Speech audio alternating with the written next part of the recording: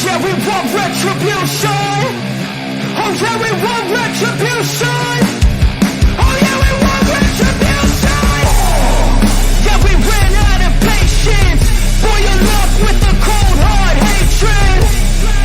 I can feel the vibration. Feet in the streets, it's a new sensation. I wanna break faces on the pavement. I wanna make greatness look complacent. Adrenaline awakened, I can taste it. We can make an impact, grab and then take it. Like a disease, bring them to their knees. Thanks for their disease. Just like a weed.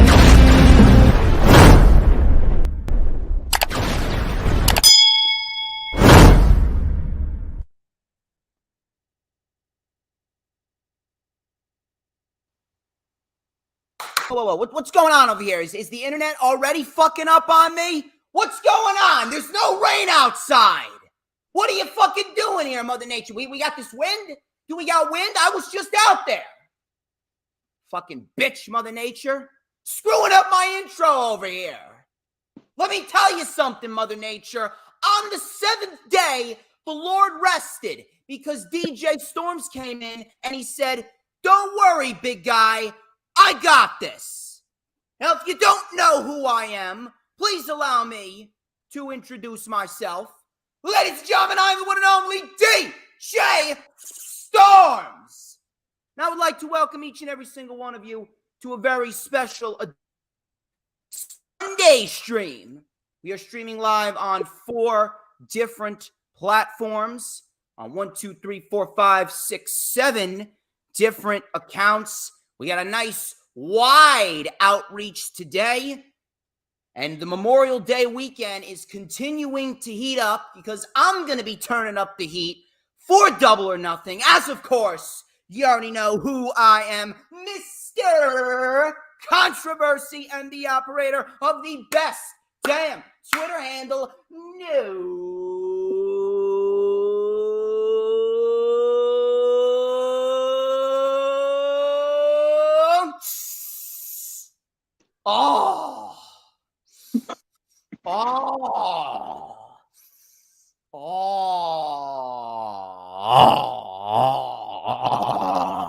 shit. Do you smell that? Do you know what that is right there? I think I should ask this guy to my right, who's apparently stealing my gimmick with the fucking Blues Brothers sunglasses. Brother, what is that smell? It's familiar. I know it.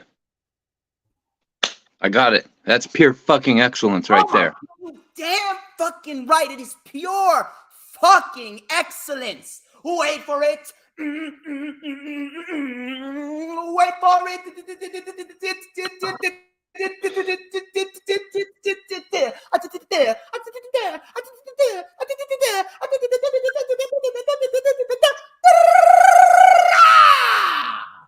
2 Mankind. Yeah. And now let me tell you something. I realize it may be LA Knight's phrase, but let me talk to you. This is the official rewind for WWE Night of Champions, or if you were watching in America, afternoon or morning of Champions, which of course streamed live on the Peacock, that is. Get your mind out of the gutter, you fucking savages. Yesterday at 1 p.m. Eastern Time, 10 a.m. if you are on the West Coast, and we got ourselves a lot to talk about. There was a lot coming out of this show, but before we get into the specifics and the festivities, of course, I need to introduce my guest. He is, of course, a lifelong wrestling fan, DJ Storms Posse member. He's been on the channel before, and we have a lot of great discussions. We break shit down in a very, very, very professional way. Probably one of the only times I'm actually professional on this channel. Ladies and gentlemen, please help me welcome back to the channel once again. He is coming to us live from the West Coast, Oregon, I believe. It is Mr. HooliGrim. How you doing, brother? What's good, buddy?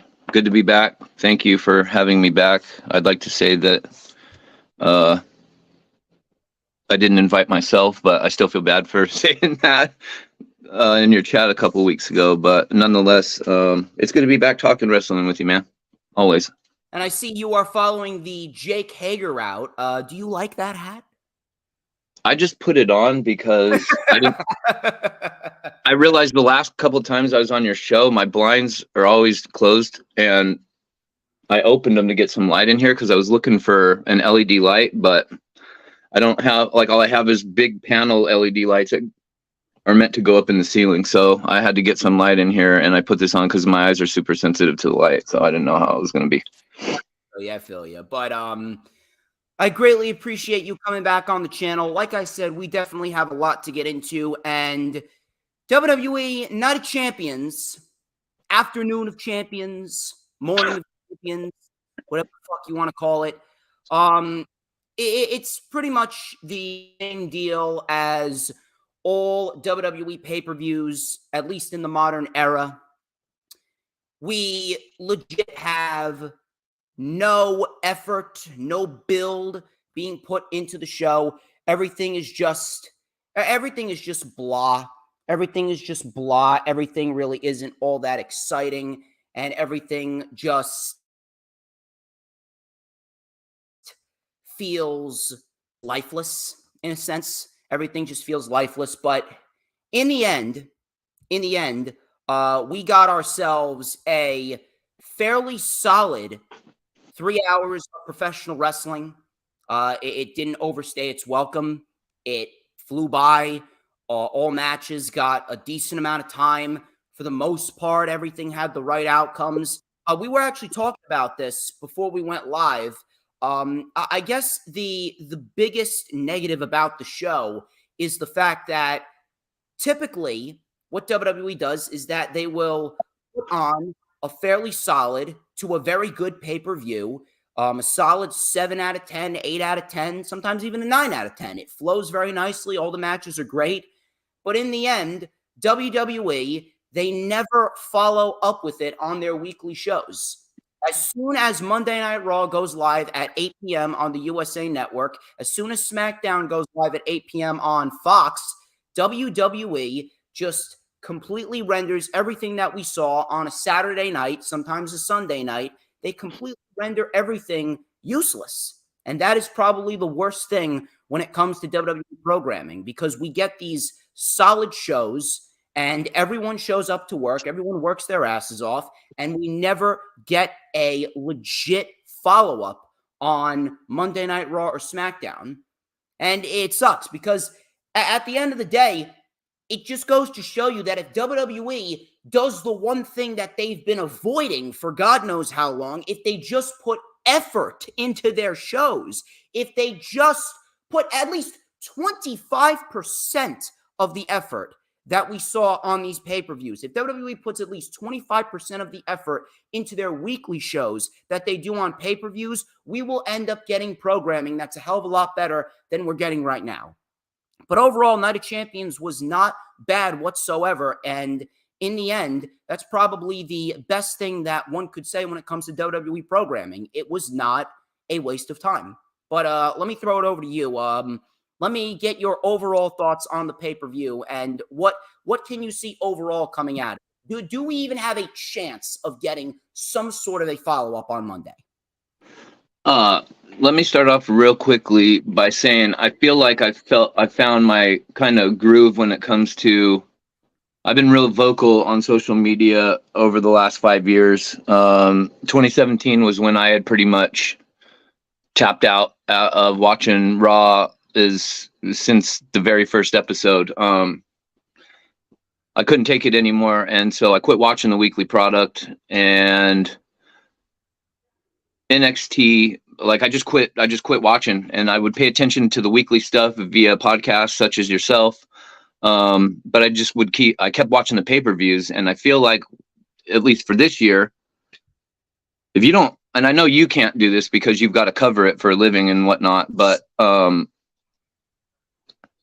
if you're tired of the weekly shenanigans that we're just accustomed to getting, and you just watch the pay-per-views, the pay-per-views have been actually a lot more enjoyable for myself, coming, just speaking as a fan. So I just wanted to say that real quick because I was not expecting to enjoy yesterday's show, really. Just following along with what's been going on since Mania and Backlash and all that. But you're correct. WWE in recent memory has a real bad habit of, we'll see something on a pay-per-view and we'll be intrigued, and then we'll not hear about it ever on Raw or SmackDown. And I'm just trying to go over in my head real quick, like the matches that happened, like what they could do that with. Well, I'm not sure. To talk about as time goes on. That's for sure. We'll certainly have a lot to talk about. We're going to be breaking this shit down. Match.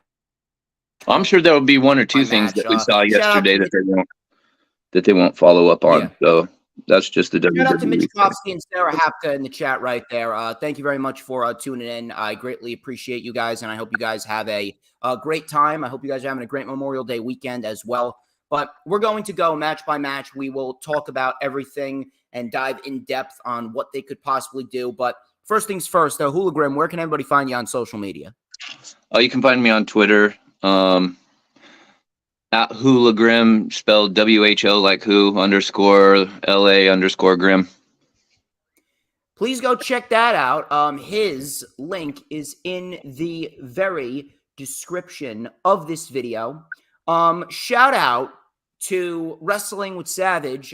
He came on my channel on Thursday, and he's legitimately me if I continue to do this for the next 15 years. So him and we meshed together very, very well. We're like two fucking peas in a pod.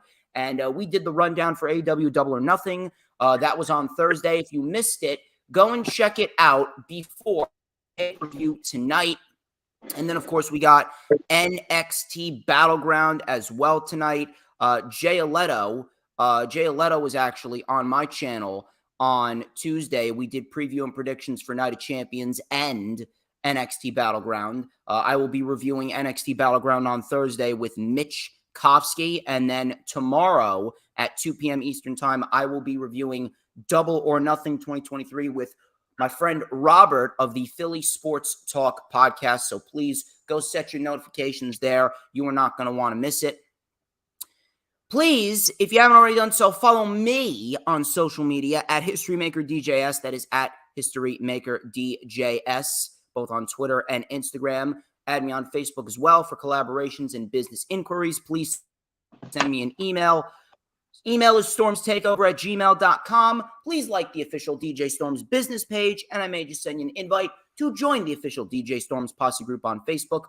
All of those links are indeed in the description of this video, as well as all the links to Hardcore Sports social medias, including Twitter, Twitch, YouTube, and Instagram. Twitter is at Hardcore Sports _, YouTube at Hardcore Sports Network, which we are live on right now, at Hardcore Sports 1 for Twitch, which we are live on right now, and the Instagram at Hardcore Sports Network. Shout out to my girl, Brittany K. She is a very good friend of mine, very good supporter of the channel, and she is a great graphic designer. She does designs from scratch on her iPad of numerous different professional wrestlers, including the House of Black, Bray Wyatt, Karrion Kross, Jon Moxley, all of the Blackpool Combat Club as well. She is insanely talented. So if you're looking for something from her, go check her out. Both of her links are in the description. Her Twitter is at BrittanyK5150, and her Instagram is at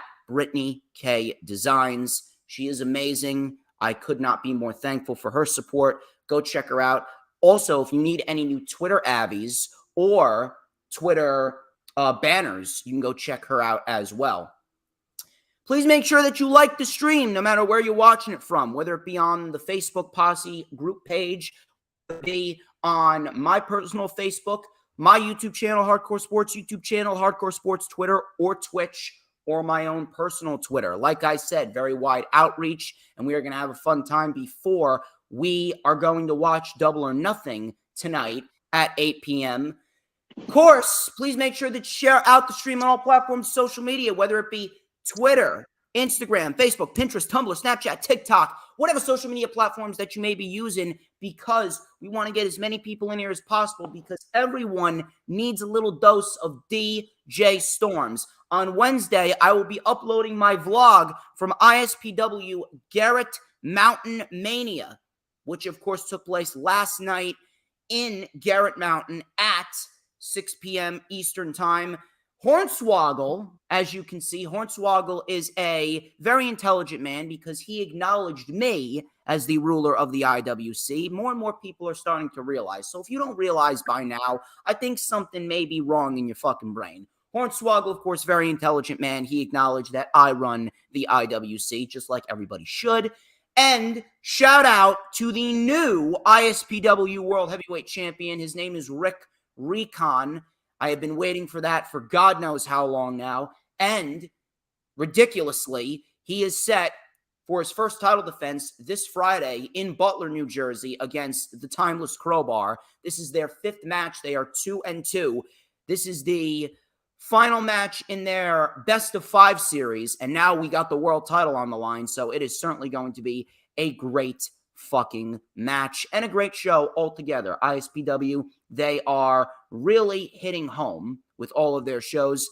Of course, please make sure that if you're watching on YouTube, my YouTube or the Hardcore Sports YouTube, that you like the stream. It is incredibly vital that you like the stream, so that way you will get us in the eyes of many more people, and subscribe. You got to hit the subscribe button. I'm growing. Hardcore Sports is growing. So you hit the subscribe button, and that way it will grow the brand, my brand, and the Hardcore Sports brand, and we're going to get in the eyes of so many more people. And of course, when you subscribe, you got to hit that notifications bell with a huge coup de grace, because that way you will know whenever I pop up on YouTube. Because whenever I pop up on YouTube, oh, baby, it is the best time to be on YouTube. Do you know why? Because it's the only time that you're going to get to see this glorious sideburn chin strap combination and this beautiful mustache right here. Earl Cole's not in the chat, but we're going to light it up for him anyway, because we got this beautifully crafted, magical ace comb. Look at how fucking amazing that looks. We are going to light it up right here on YouTube, Twitch, Facebook, and Twitter with a little and a dash of and a whole lot of because just like a Chinese food buffet filled with that pork fried rice and that beef lo mein with a side of steamed pork dumplings, I am just so good. You already know the drill. I'm the tastiest snack in the IWC, and everybody wants a piece of the Storms Meister. Let me fix up this beautifully put together black pompadour right here. Hold on a minute. There we go. Anyway, we are going to get straight into the festivities. Enough of the self-brand promotion, the advertisements. We're here to talk wrestling. I could talk about myself all day, though. Anyway, we got ourselves Night of Champions. He's not lying. He's not lying. Yeah, no, he ain't. We got Cassie Holland and Dee Dee. Yes, I know, Dee Dee, you're a little late, but I greatly appreciate you stopping by. She is my #1 mod. Please make sure you're sharing this stream out to as many people as possible, because DJ Storms and HooliGrim, man, we go together. We go together a lot. We go together like egg rolls and dumplings in that Chinese food buffet. I'm telling you. Which one's which? I'll leave that up to you to decide. Anyway, we got ourselves Seth Rollins. At this stage of life, I'm pretty sure I'm the dumpling. If I could, I mean, like, dumplings are my favorite thing. So, but anyway, the older you get, the more like a dumpling you start to look physically. Seth Rollins, and AJ Styles. This was for the new World Heavyweight Championship. Now, listen, I understand why this match opened the show. Seth Rollins is currently doing a filming project for the new Captain America series that's going on, and Seth Rollins needed to get back to the States to continue to fulfill those contractual obligations. I get it. I really do. I get it. But I mean, if you're looking to make people legitimately care about the world championship, and I mean care about it in the sense of it being looked at on the same wavelength as the undisputed title, you have already failed it. I'm sorry, you've already failed it. Now, people will care about it in terms of it being the professional wrestling championship with Rollins holding it, and Rollins and Styles definitely prove to you that this will be the wrestling championship no matter who holds the championship. That I appreciate. That I appreciate. But I mean, even though they are putting this on first because of Rollins' contractual obligations, that still does not change the fact that it is automatically looked at as a secondary championship. Now, if Cody Rhodes would have won the world title at WrestleMania and Cody was the undisputed champion, Roman was not, then the titles would have been on equal playing field because Cody would have not yet established himself as the world champion. He would only have been world champion for what, 2 months? That's not enough time to establish yourself. So the titles would have automatically been on equal playing field. But Roman retained, foolishly, Roman retained, and now you unveiled this championship, and now it automatically looks like a secondary championship. However, despite the poor treatment of the world championship, and despite the fact that this match went on first, this match was an excellent wrestling match. This match was an excellent wrestling match. This match could have easily been plugged into one of the WrestleMania main events. You could have put it on night 1 or night 2, and it would have fit like a glove. It went nearly 21 minutes, and Rollins and AJ Styles did exactly what we expected them to do. They went in there, they put on a fantastic wrestling match, they made the championship mean something, they made the title feel important for the 21 minutes that it went, and we got the right winner. We got the right winner. Rollins won. And now we will see what Rollins will do with that championship. Now, before we get into these specifics, let's go over what happened in this match. First of all, I have to say this. The crowd was awesome. The crowd was awesome. Yeah, I'm going to say something that may come as a shock to you guys, but the Saudi Arabian crowd may very well be one of my favorite WWE crowds. They are hot all fucking show. Doesn't matter what's on, doesn't matter who's on. They are hot all fucking show. I wish we had that energy for Monday Night Raw and SmackDown. If we had that, shows wouldn't suck so much. Can I interrupt you real quick? Yeah. Just before we get into the wrestling, because I'm glad you brought up the crowd, because I was going to say something. I don't know if it was the crowd was like immediately as soon as the show started, I noticed that it looked to me like a bigger Saudi Arabia crowd than I've seen at the Crown Jewel events. I don't remember if it was the last Crown Jewel event or the one last year, but one of the Saudi shows, it looked pretty empty, and I don't know what the ticket sales were like, and I don't know if it was, the angles of the camera. The place looked packed. The crowd, I mean, it had a WrestleMania vibe too, that like the whole ambience of the crowd and how lively, and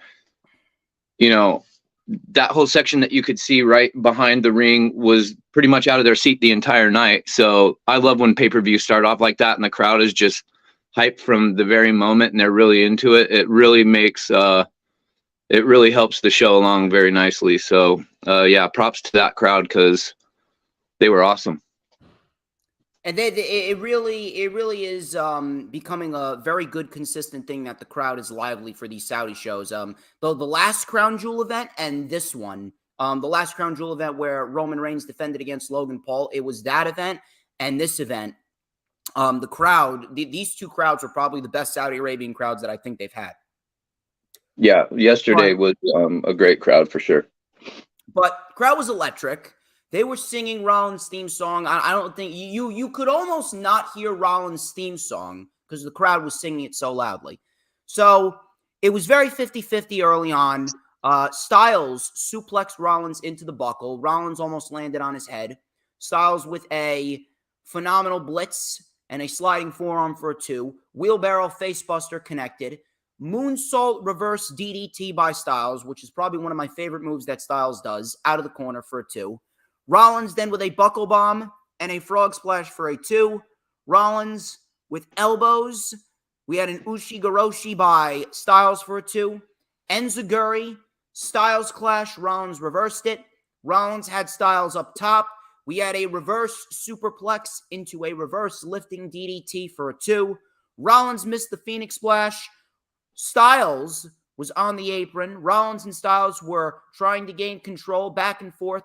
Both men were on the apron. Styles with a snap brainbuster on the apron to Seth Rollins, which looked fucking nasty. Rollins stopped the phenomenal forearm.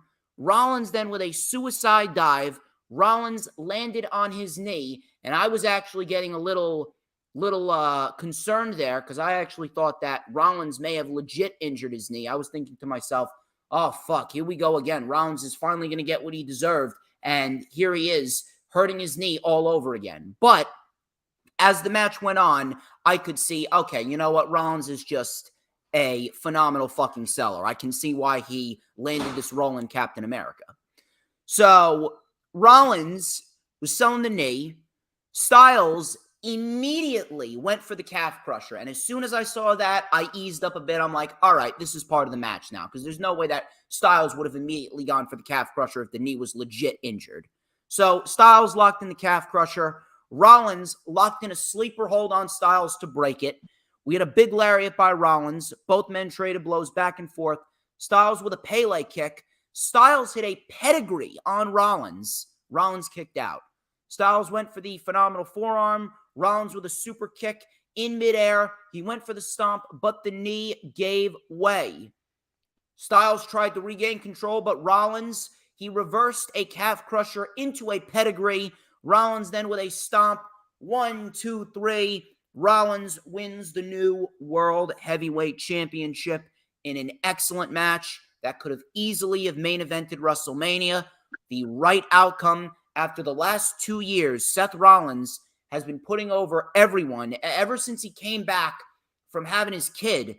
It's almost as if Rollins has pretty much made it his mission to give back to everyone else around him. He put over Cesaro. He put over Edge. He put over Matt Riddle. He put over Cody Rhodes 3 times. The third time was inside Hell in a Cell, and Cody Rhodes tore his pec.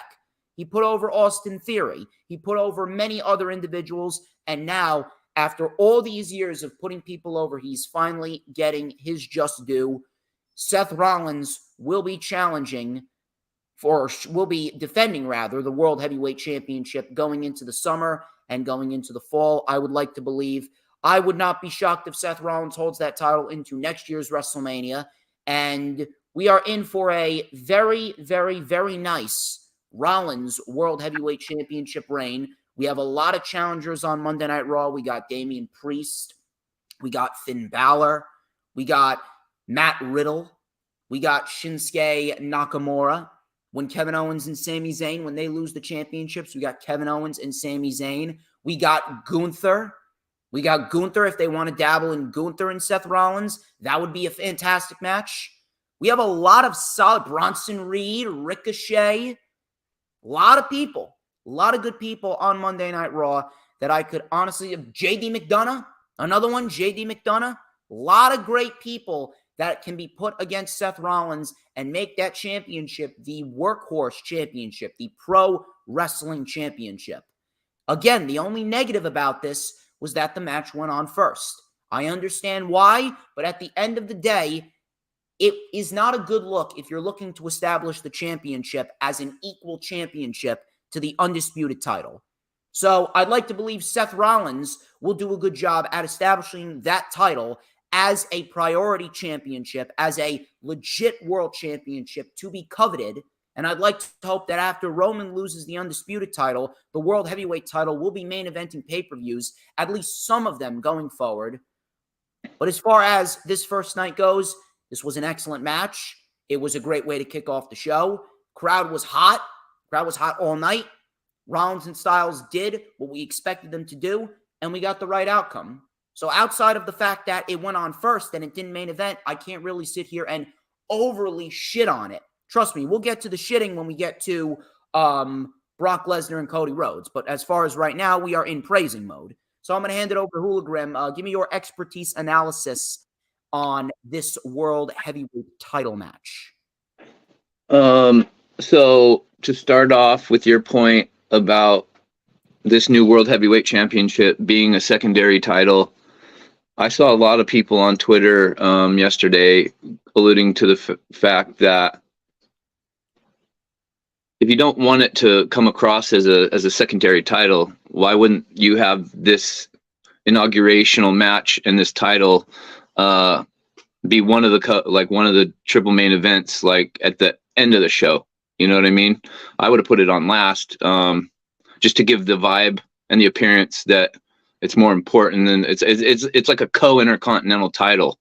And so I would have put it on last, to be honest, because Seth Rollins and AJ Styles, I mean, just the two names alone, like you said, that's a WrestleMania match in and of itself. So that very well easily could have been one of the two ending matches of the night. That being said, I've been vocal about Seth Rollins and me not being a fan of the character of so much as, the wrestler. I noticed right away last night, and I don't know if this is just, I've become very cynical as a wrestling fan over the years, hoping and wishing, like we all do, that, WWE goes back to, giving us good shows every week. And then the longer I wait and it doesn't happen, I've just become pretty much just a troll these days when it comes to how I watch wrestling. And so the troll in me yesterday noticed right away. I said on Twitter, anyone else notice that Seth Rollins came out looking like a Jacksonville Jaguar with the teal and the leopard print? So it made me think of Tony Khan and the Jaguars for some reason, but it made me think of Carmella for some weird reason. Oh yeah. That I was like, why did Rollins raid Carmella's closet? Only Rollins could pull that off. I think my favorite thing about Seth Rollins and like how ridiculously he dresses is to watch Raging Girl Gamer just laugh her ass off in her reaction videos to Seth Rollins. And especially what happened in the main event. What happened in the main event with the Bloodline, and I saw Raging Girl Gamer's reaction. I was fucking laughing my ass off on the floor crying. So Raging Girl Gamer, if you shout out to Rage. Shout out to my homegirl Rage. Seth Rollins though and AJ Styles, it was a good match. My favorite spot probably of the night came in that match. I was very impressed with that inverted super DDT off the top rope. I couldn't believe, especially with Seth Rollins' history of his opponents being injured in their matches, Finn Balor, Sting, whatever. I was surprised that AJ let him do that, because at one point I didn't know if he was going to get AJ completely over or not. And I thought that, I don't know if I've ever seen an inverted DDT like that from the top rope. I'm saying DDT. I misspoke. The inverted suplex. That was pretty impressive to me. And those guys can just go and go. They seemingly don't get tired. Great match. Liked it a lot. Shout out to Billy Wolf. She actually met me yesterday at ISPW Garrett Mountain Mania. I appreciate you stopping on by. And listen, we're not hating on Seth's drip. No, don't worry, hun. We're not hating on Seth's drip. We're just pointing out that he raided Carmella's closet is all. I mean, I was thinking, I don't know how much of a gamer you are, but I remember a game I used to play back in high school. I think it was called Virtua Fighter or something at the arcade. There was a character called King, and he had like he was the character that dressed like kind of like a luchador. He had like luchador gear on with leopard print. And he had like a leopard mask. That's what Seth Rollins looked like to me yesterday. But as far as the match overall, excellent wrestling match. Seth Rollins absolutely was the right guy to win this. Styles, I'm not sure where he's going to go on SmackDown for now, but they've teased a couple of things. He could go into a feud with Cross. He can go into a feud with Grayson Waller. I would not mind that. He put on a match with Cross last Friday on SmackDown, and then Grayson Waller. Him and Grayson Waller put on a great match. That was probably one of my favorite Grayson Waller matches so far. Back in the beginning of 2022, I believe it was, when Unicorn Semen NXT was at its peak, or if there was even a peak of Unicorn Semen NXT anyway. But as far as this match goes, excellent wrestling match. There's Rage. There's Rage. I was waiting. Rage. Where the fuck were you? I was just shouting you out, Rage. Reactions to the Bloodline breaking up and Seth Rollins coming out looking like Carmella. Fucking real. But here's a question I'm gonna throw out there for you. Where can you see Seth Rollins going into SummerSlam to fight? Who would be probably the best opponent for Seth Rollins? Now, for me personally, there's a couple of people that you can throw in there, but I'm going to go out on a limb and I'm going to pick a dark horse for you. I would love to see Damian Priest fight Seth Rollins for the World Heavyweight Championship. Because Damian Priest, after everything that he's done this year, his performances in the Elimination Chamber, his performance at Backlash, Damian Priest right now has really been getting himself hot. He has really been getting himself hot, and putting him in a title match against Seth Rollins at SummerSlam, yes, he's ultimately going to lose because Rollins shouldn't be losing that championship anytime soon, but that would be a huge fucking rub for Damian Priest. His stock is rising by the week, and if anything, that right there, even in a loss, that would put Damian Priest into the realm of superstardom, if not already. So that's what I would like to see personally. I was thinking not Damian Priest, but similar line. I was thinking Judgment Day and maybe revisit a feud with Finn Balor. So I was thinking Judgment Day, like you. I was thinking about what you said though about Damian Priest in a loss. I'm just kind of wondering, like, it'll be interesting to see how they book matches with Seth as the champion. Because I feel like I hear your point about Damian even in a loss can look like a superstar, but I just don't know if someone, because I feel like he's still pretty new to the main roster in terms of, like, if you compare him to his Judgment Day mate in Finn Balor, who's been there obviously a lot longer. I don't know. I just don't want to see a lot of the young guys losing really, because I feel like for me as a fan, it just kind of it keeps him down on the in the pecking order of things. So whether he looks like a superstar or not, I just still feel like it does damage to the guys that I still feel like are being built up. Because wasn't that the point of Judgment Day in the first place, was to build Dominic and Damian Priest, kind of both together? I mean, they have. If not the World Championship, then Judgment Day could absolutely take the tag team titles off of Sammy and KO. It's either Judgment Day or Imperium that are the best possible tag teams, because they right now are the top two factions on Monday Night Raw. And I'm probably in the minority when I say Finn Balor. I've been a big Finn Balor guy for a long time, but I would like Finn Balor. I wouldn't mind that. I would not complain. Damian Priest is a good choice. It's just hard though, because like you said, Seth has been putting guys over for the last 4 years. So now he becomes the first holder of this new title. But then if he's going to be a defending champion, and to give the belt prestige, you would think WWE will have him keep the belt at least for the remainder of this year, which means every feud that he gets into, they're all going to be taking L's. So when I think about like everybody on the main roster, put Damian Priest in a prominent spot, even in a loss, because if anything, if Damian Priest was to be put in that match and he doesn't win the world title, you can always have him beat Gunther. Priest would be a great candidate to beat Gunther for the IC title. It's either him or Bronson Reed. Yeah, I was thinking I would like to see at some point in Gunther's run, I would really like to see him for some reason versus AJ Styles. I think just because AJ Styles is pretty chop heavy too, and I would just like to see the contrast of, and I know Gunther's fought Ricochet, and this is getting off topic, but I don't know. When I think of Gunther, I just keep seeing AJ Styles for some reason. But Well, we'll talk Yeah. about Gunther when we get to the IC title match. Yeah, because yeah, he yeah. actually had a very good match with Mustafa Ali. Yeah. So from there, we go into Seth's wife, Becky Lynch. She took on Trish Stratus. Now, I'm going to be the first one to tell you this. I have just utterly destroyed this feud. I have verbally ripped this feud.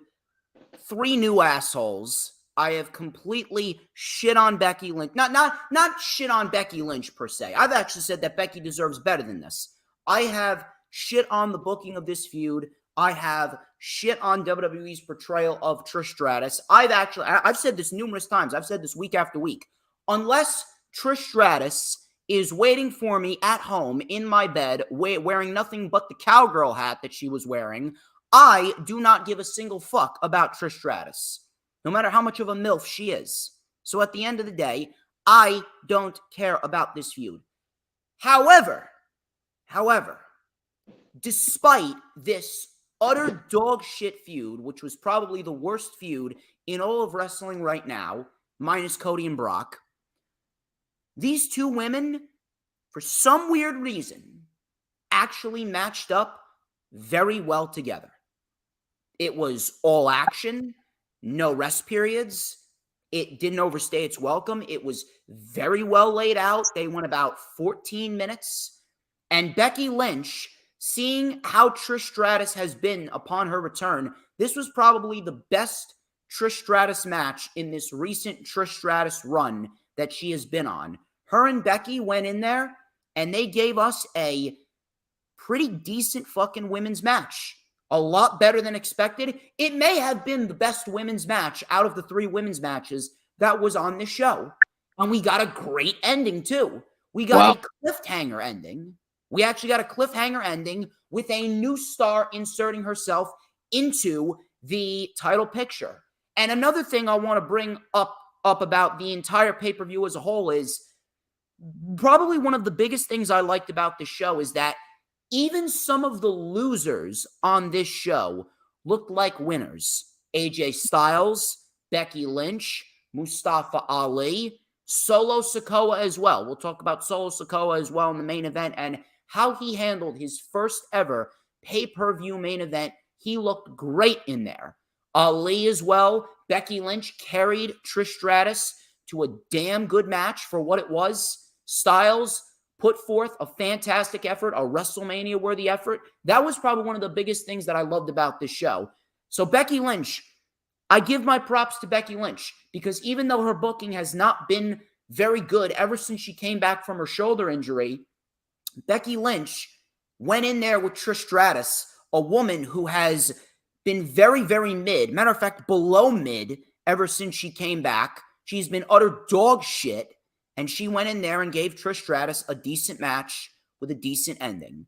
I had no issue with this. So Becky Lynch, she came out dressed like Kill Bill. Becky Lynch went right after Trish Stratus. No wasted time. Trish Stratus then sent Becky into the steps twice. And I give props to Becky because Becky went in there and she bumped around. She went in there and she got sent into the steps pretty fucking hard. Trish Stratus then kicked Becky in the gut. Trish then with a sleeper hold to Becky in the corner. Tornado DDT for a 2. Becky was worn down. Crowd actually made this match better than it was. So again, props to the crowd. Becky was hit with a Thez press and a neck breaker by Trish for a 2. Becky then tried to mount the comeback. Big flying forearm in the corner, and a Beck Sploder. Trish Stratus was then draped over the ropes. Becky with a guillotine leg drop for a 2. Becky then with a baseball slide and a flying forearm to the floor. Trish Stratus, this was actually a very nice spot. Trish Stratus, she Hurricane Rana'd Becky on the floor into the post. Then in the ring, Trish Stratus with a very nice spine buster for a 2. Trish Stratus had Becky Lynch up top. Stratus faction for a 2. It looked very, very sloppy. That was probably one of the only spot of the match that was not clean or crisp. Very sloppy looking Stratus faction, but it was a Stratus faction nonetheless. Becky then hit Diamond Dust and a diving leg drop for a damn close 2 count. Becky then reversed the Stratus faction, into a Boston Crab. Trish got to the rope. Becky then, with a kick to the floor, back in the ring. Becky just beat the count. Trish Stratus hit the chick kick. Becky kicked out. Trish was then caught in the disarmor. She grabbed Becky's hair to get out of it.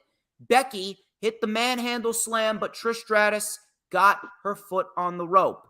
Trish Stratus then went under the ring. Becky came after her. She threw her back into the ring. All of a sudden, Zoe Stark comes out from under the ring. And if you've been paying attention to Zoe Stark has been saying that she's going to destroy every single one of your favorites. Now, I'm not sure if I would call Becky Lynch a favorite of mine, but the WWE fans, the ugly WWE fans who go off on a tangent with their heads in the clouds, Becky Lynch, he's the man. You know, those types of fans, they love Becky Lynch.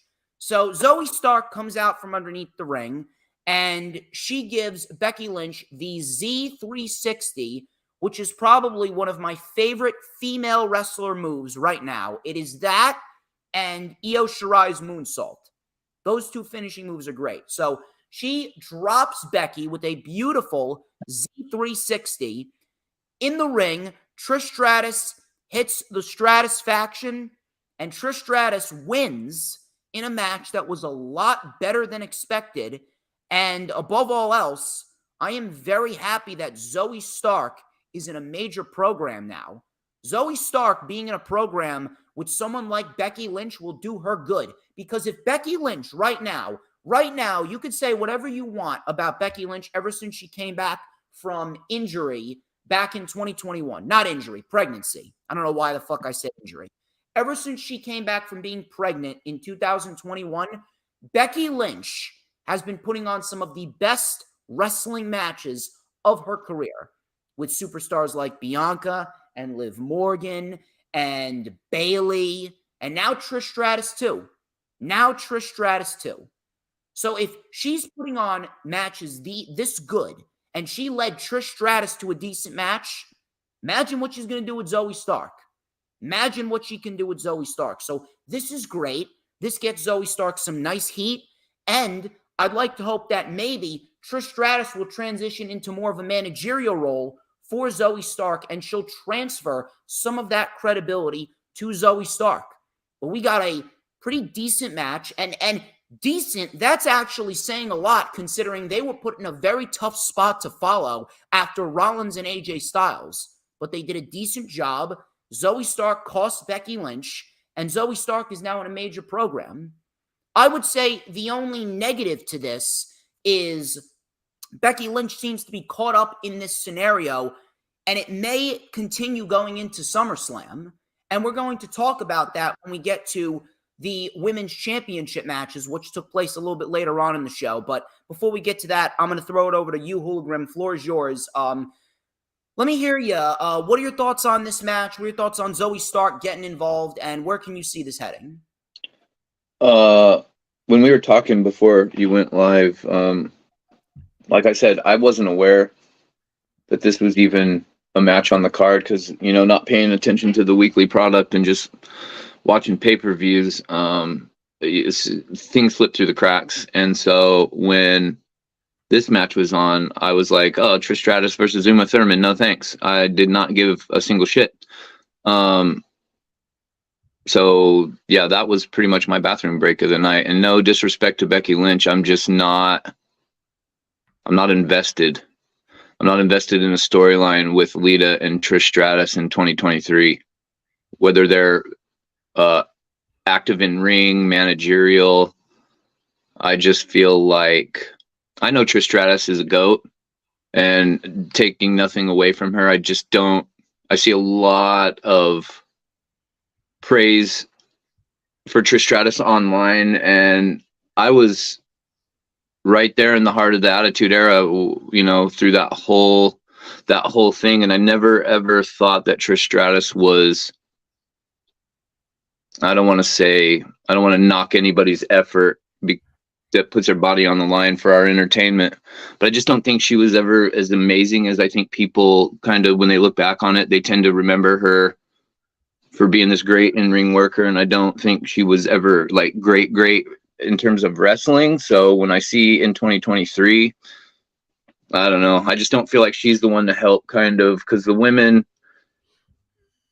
the way they're booked in WWE, I feel like they need something there's something that they're not getting in that division, and I don't know. I can't really place my finger on it, but Trish versus Becky, no thanks. And that's just my opinion. Nothing personal against the ladies. I just the storyline is not interesting to me. So sorry. No. Clearly, the storyline fucking sucks.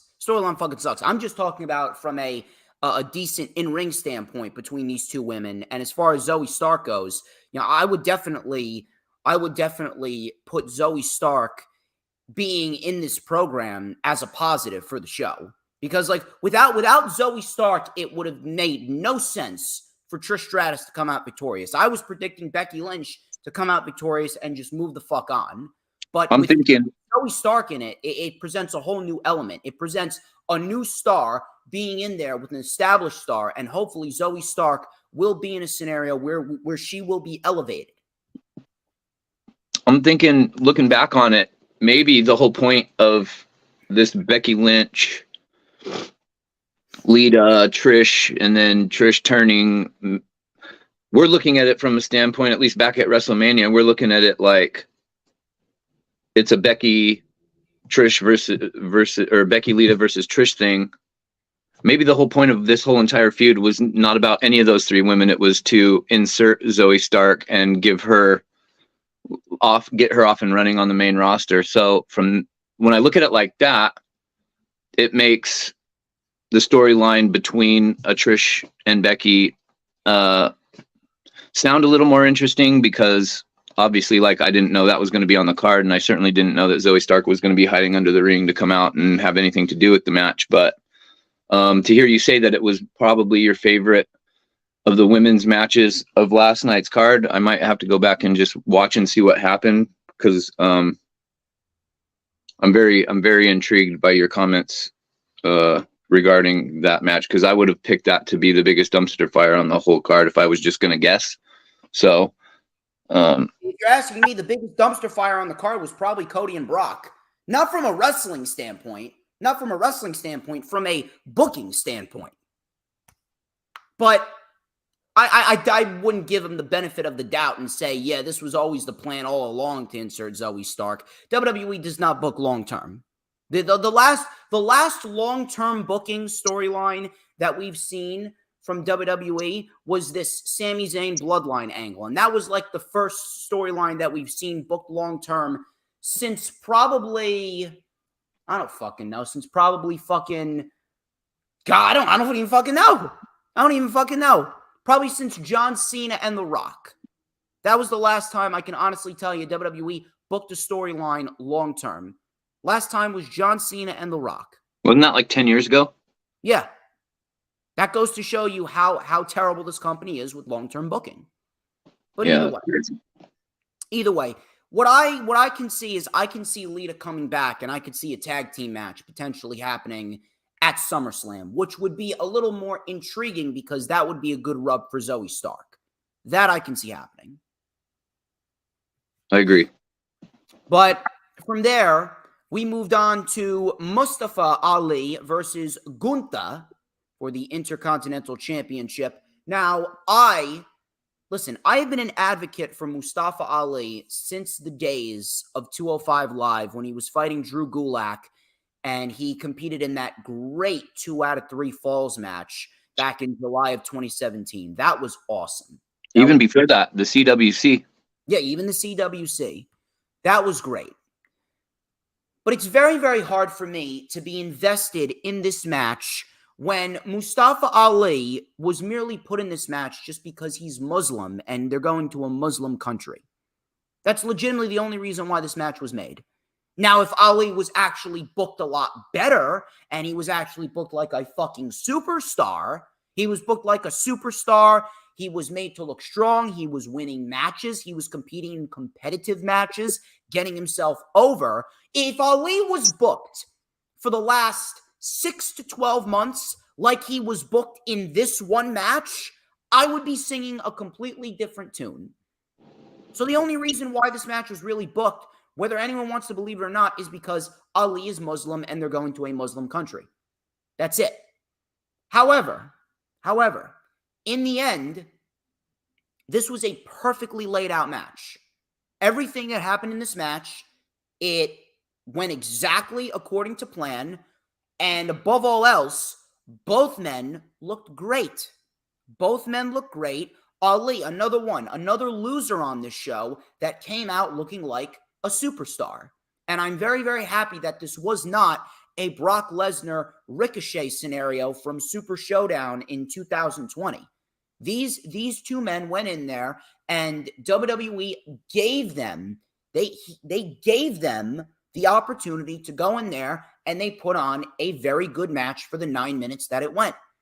And it was perfectly laid out with Gunther being the Goliath of the match, just destroying Ali left and right, just beating him down, chopping him down, and then Ali coming up from behind with a sneaky super kick or a tornado DDT or a sit-out powerbomb, which looked great. And the crowd, again, props to the crowd. The crowd was fucking awesome.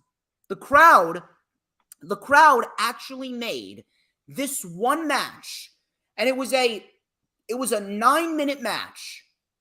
It was a 9-minute match between Ali and Gunther. This crowd had more energy than Brooklyn had for the Survivor Series in 2021.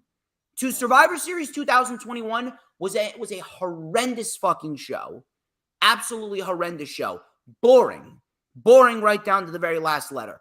This one match had more energy than that whole fucking pay-per-view combined.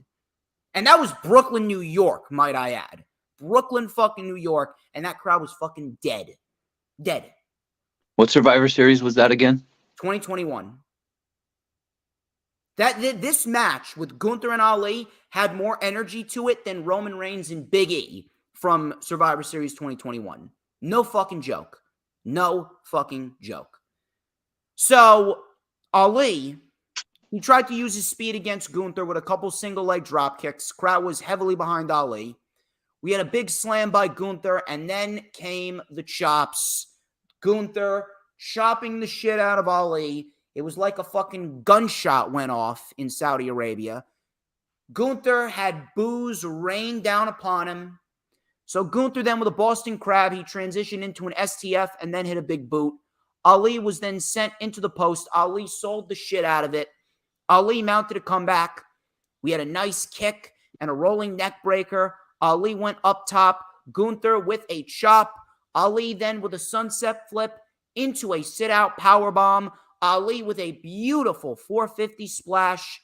Gunther kicked out. There was a small part of me that actually thought that Ali was going to win only because Boozer Razzling, which is this Twitter insider that everyone's been taking a look at recently, Boozer Razzling reported that WWE was planning a shock title change on the show. So there was a small part of me that thought that Ali was going to beat Gunther, but that did not happen. So after the 450, Gunther kicked out.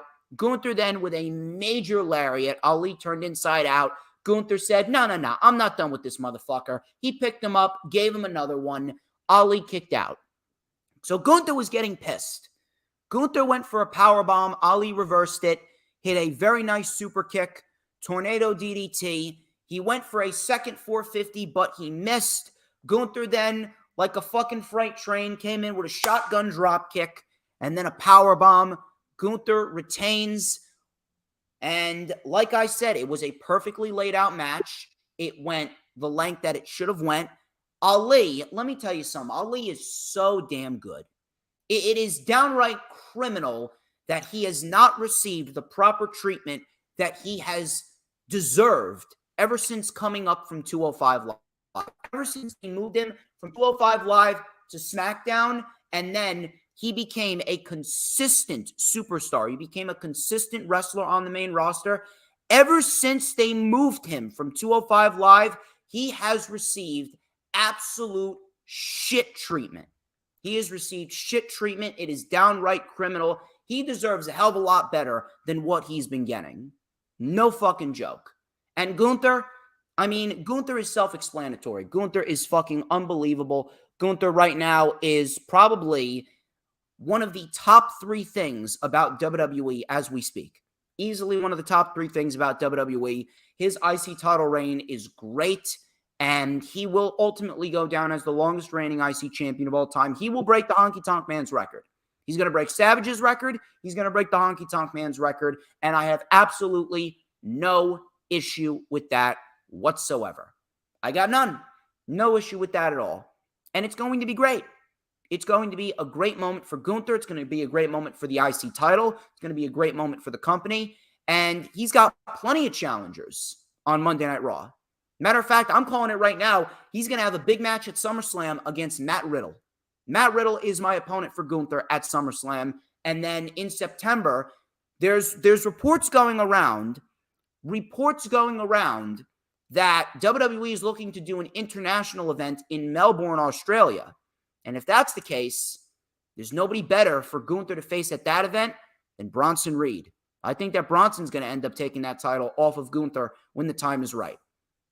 But the one thing that I really do hope, I really don't know what the fuck Ali has to do, but if this is not an indication of how Ali should be booked going forward, I don't know what to fucking tell you. This is what we need from Mustafa Ali going forward. This is the Ali that we need on Raw consistently. This is what we need going forward, and WWE would be absolute fools if they do not push Ali the way that he was pushed here in this match with Gunther. Gunther is incredible, like I said. Ali, he deserves a hell of a lot better, and for the 9 minutes that it went, this was a very good match. HooliGrim, ball's in your court. I could probably spend the next hour talking about these two guys. I got a lot to say about both of them. I'll start first with Ali. Do you remember that angle before he was in the faction with T-Bag and all that? Yep. He was doing that angle where he was the light, and then they were doing those vignettes with the digital flickering of the screen, and we didn't know who that was. And then did that guy ever get revealed, or they just quit that whole storyline, right? And then he was, next time we saw him, he was in. Revealed it in a backstage promo. They revealed it in a backstage promo. They revealed it in a backstage promo? Yeah. Oh. And Ali just came out and said, yeah, that was me. Oh, he was doing it he was doing that himself? Yeah. Oh, I never, like all these years later, I always wondered, I never knew the outcome of that. But if you take a look at the pandemic era and one of those Monday Night Raws, there was a pandemic show after Retribution just got embarrassed by the Hurt Business and they were cutting a backstage promo. Ali just said, yeah, that SmackDown hacker, yeah, that was me. Oh, so they it's almost like that storyline was they were kind of going week by week, and then finally when they had nowhere else to go with it or no ideas, it's just, oh yeah, that was me, to end it real quick. But my whole point of bringing that up was from the Cruiserweight Classic, I think was probably one of my favorite things in professional wrestling of the last 10 years, just because it got me, I got to see so much talent through that tournament that I might have seen the Ricochet versus Ospreay clip online, or, clips of them on YouTube here or there. But to actually get to see those guys, because I've never really me being on the West Coast, I never really watched a lot of indie wrestling growing up. It was primarily WWE as a kid when it was WWF, and then the Monday Night Wars and the Attitude Era. And I always just kind of, stuck with the WWE and didn't really know much about the independent scene or the talent until Lucha Underground came around. But so getting to see all these guys in the CWC, like Ali, was literally one of my favorite things that I've gotten to watch as a wrestling fan in the last 10 years. And when Ali was doing that light gimmick, I feel like So the match yesterday was great. I can't say enough good things about Gunther. He's got that old WWF from the 80s pro wrestler vibe about him. And just everything he does in the ring, he just looks like a killer. And Ali is phenomenal. He's so good in the ring. But as you alluded to, WWE and the whole the stereotyping of the cultures. When I'm trying to think, I saw a clip of Ali from a week or two ago, and he was backstage. I don't remember who he was talking to, but he shows up and he was doing that goofy, like, yeah, like whatever they had him doing the last couple of months. Positivity gimmick.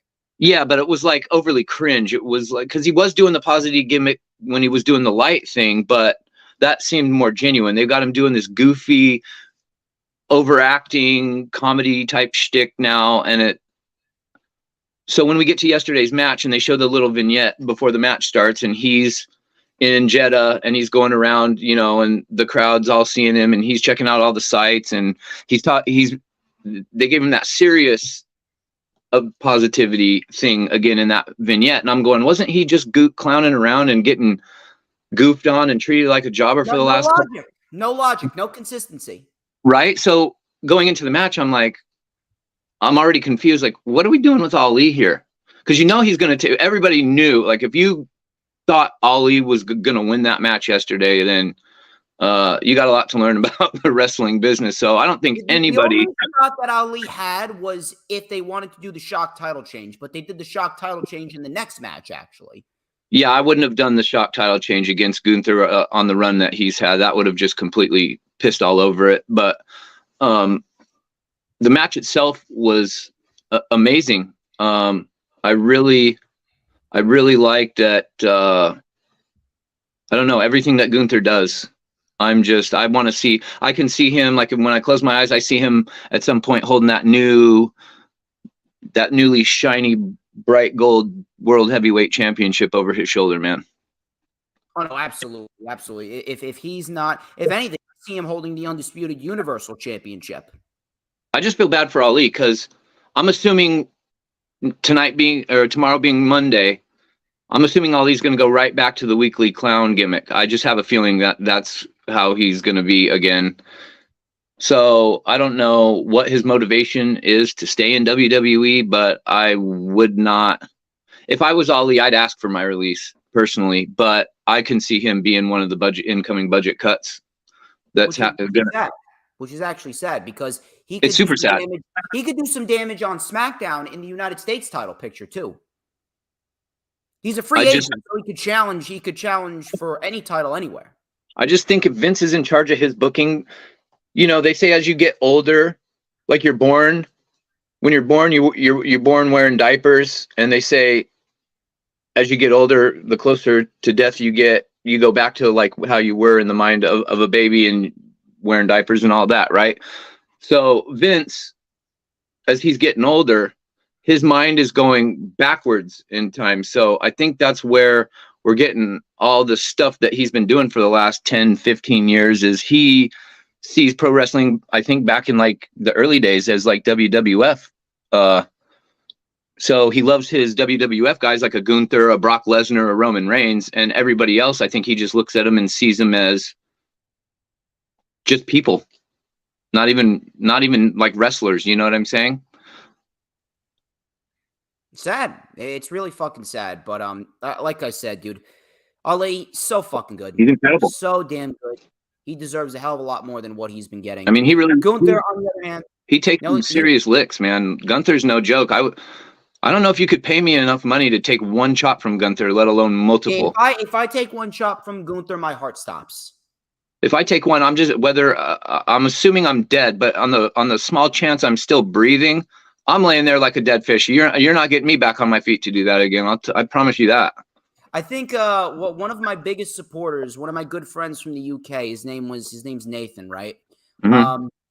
There was an independent event with Gunther there, and Gunther was obviously known for his chops back then.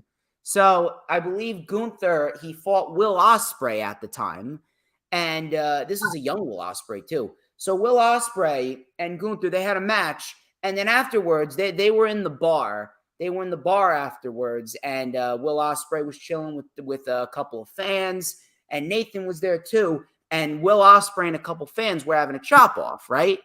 And then Gunther's just sitting there. Gunther's there too, and he's just sitting watching it all go down, just calmly sipping on his drink. He's just not paying attention, just being calm, being chill. And then so after they finish the chop off, Gunther gets up. He goes, "Here, come here, let me do it." And the drunk fan goes, "No." Even in a drunk state, the fan walks away. He's like, "No, thank you, no, thank you." Even in a drunk state. That's funny that's what wrestlers do when they get together and go to bars. They get drunk and have chop offs. That would have been awesome to have been in that pub that night and see that happen. That would have been. Your friend's so lucky he got to see that. And Gunther comes up so casually. He goes, "Here, come here, let me do it. Let me do it." Well, he's probably laughing. He's probably like, "Look at these guys."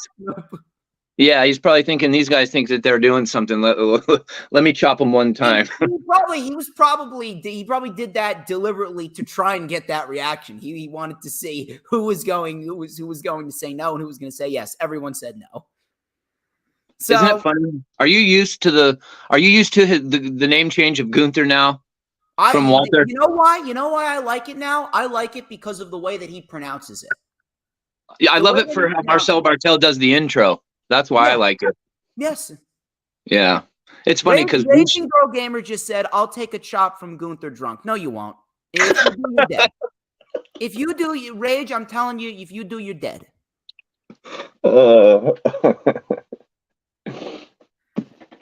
Fucking hell. Asuka and Bianca Belair. This was for the Monday Night Raw Women's Championship, which, might I add, contested between two SmackDown women.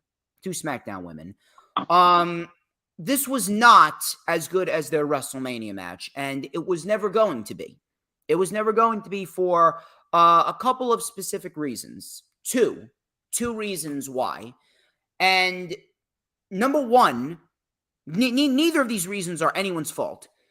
Neither of these reasons are nor Asuka nor Bianca's fault. Number one, the reason why this match was not as good as the first match is because people are just sick and tired of Bianca Belair. People are sick and tired of Bianca Belair. Saudi Arabia was actually heavily in favor of Asuka. They were heavily in favor of Asuka. People are sick and tired of Bianca Belair, and it's not because she's not great. It's because WWE has not given her any intriguing storylines or angles. How many matches do we need to see her with in Becky Lynch? How many matches did we need to see between her and Becky? How many matches did we see between her and Damage Control? Damage Control was never even seen as a credible threat to Bianca Belair to begin with. Damage Control essentially became the League of Nations to Bianca Belair's Roman Reigns. Bianca Belair was never presented like the babyface that she should have been presented with. It's not that she's not a good babyface. It's the fact that WWE did not let her to be genuine. They booked Bianca Belair like a boring, lame, lifeless, stereotypical white meat babyface.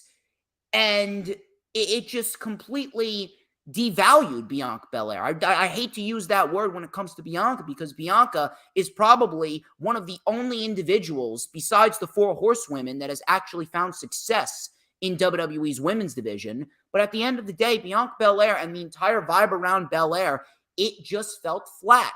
We did not feel this way when she won the Rumble or when she was fighting Sasha Banks. It just did not resonate.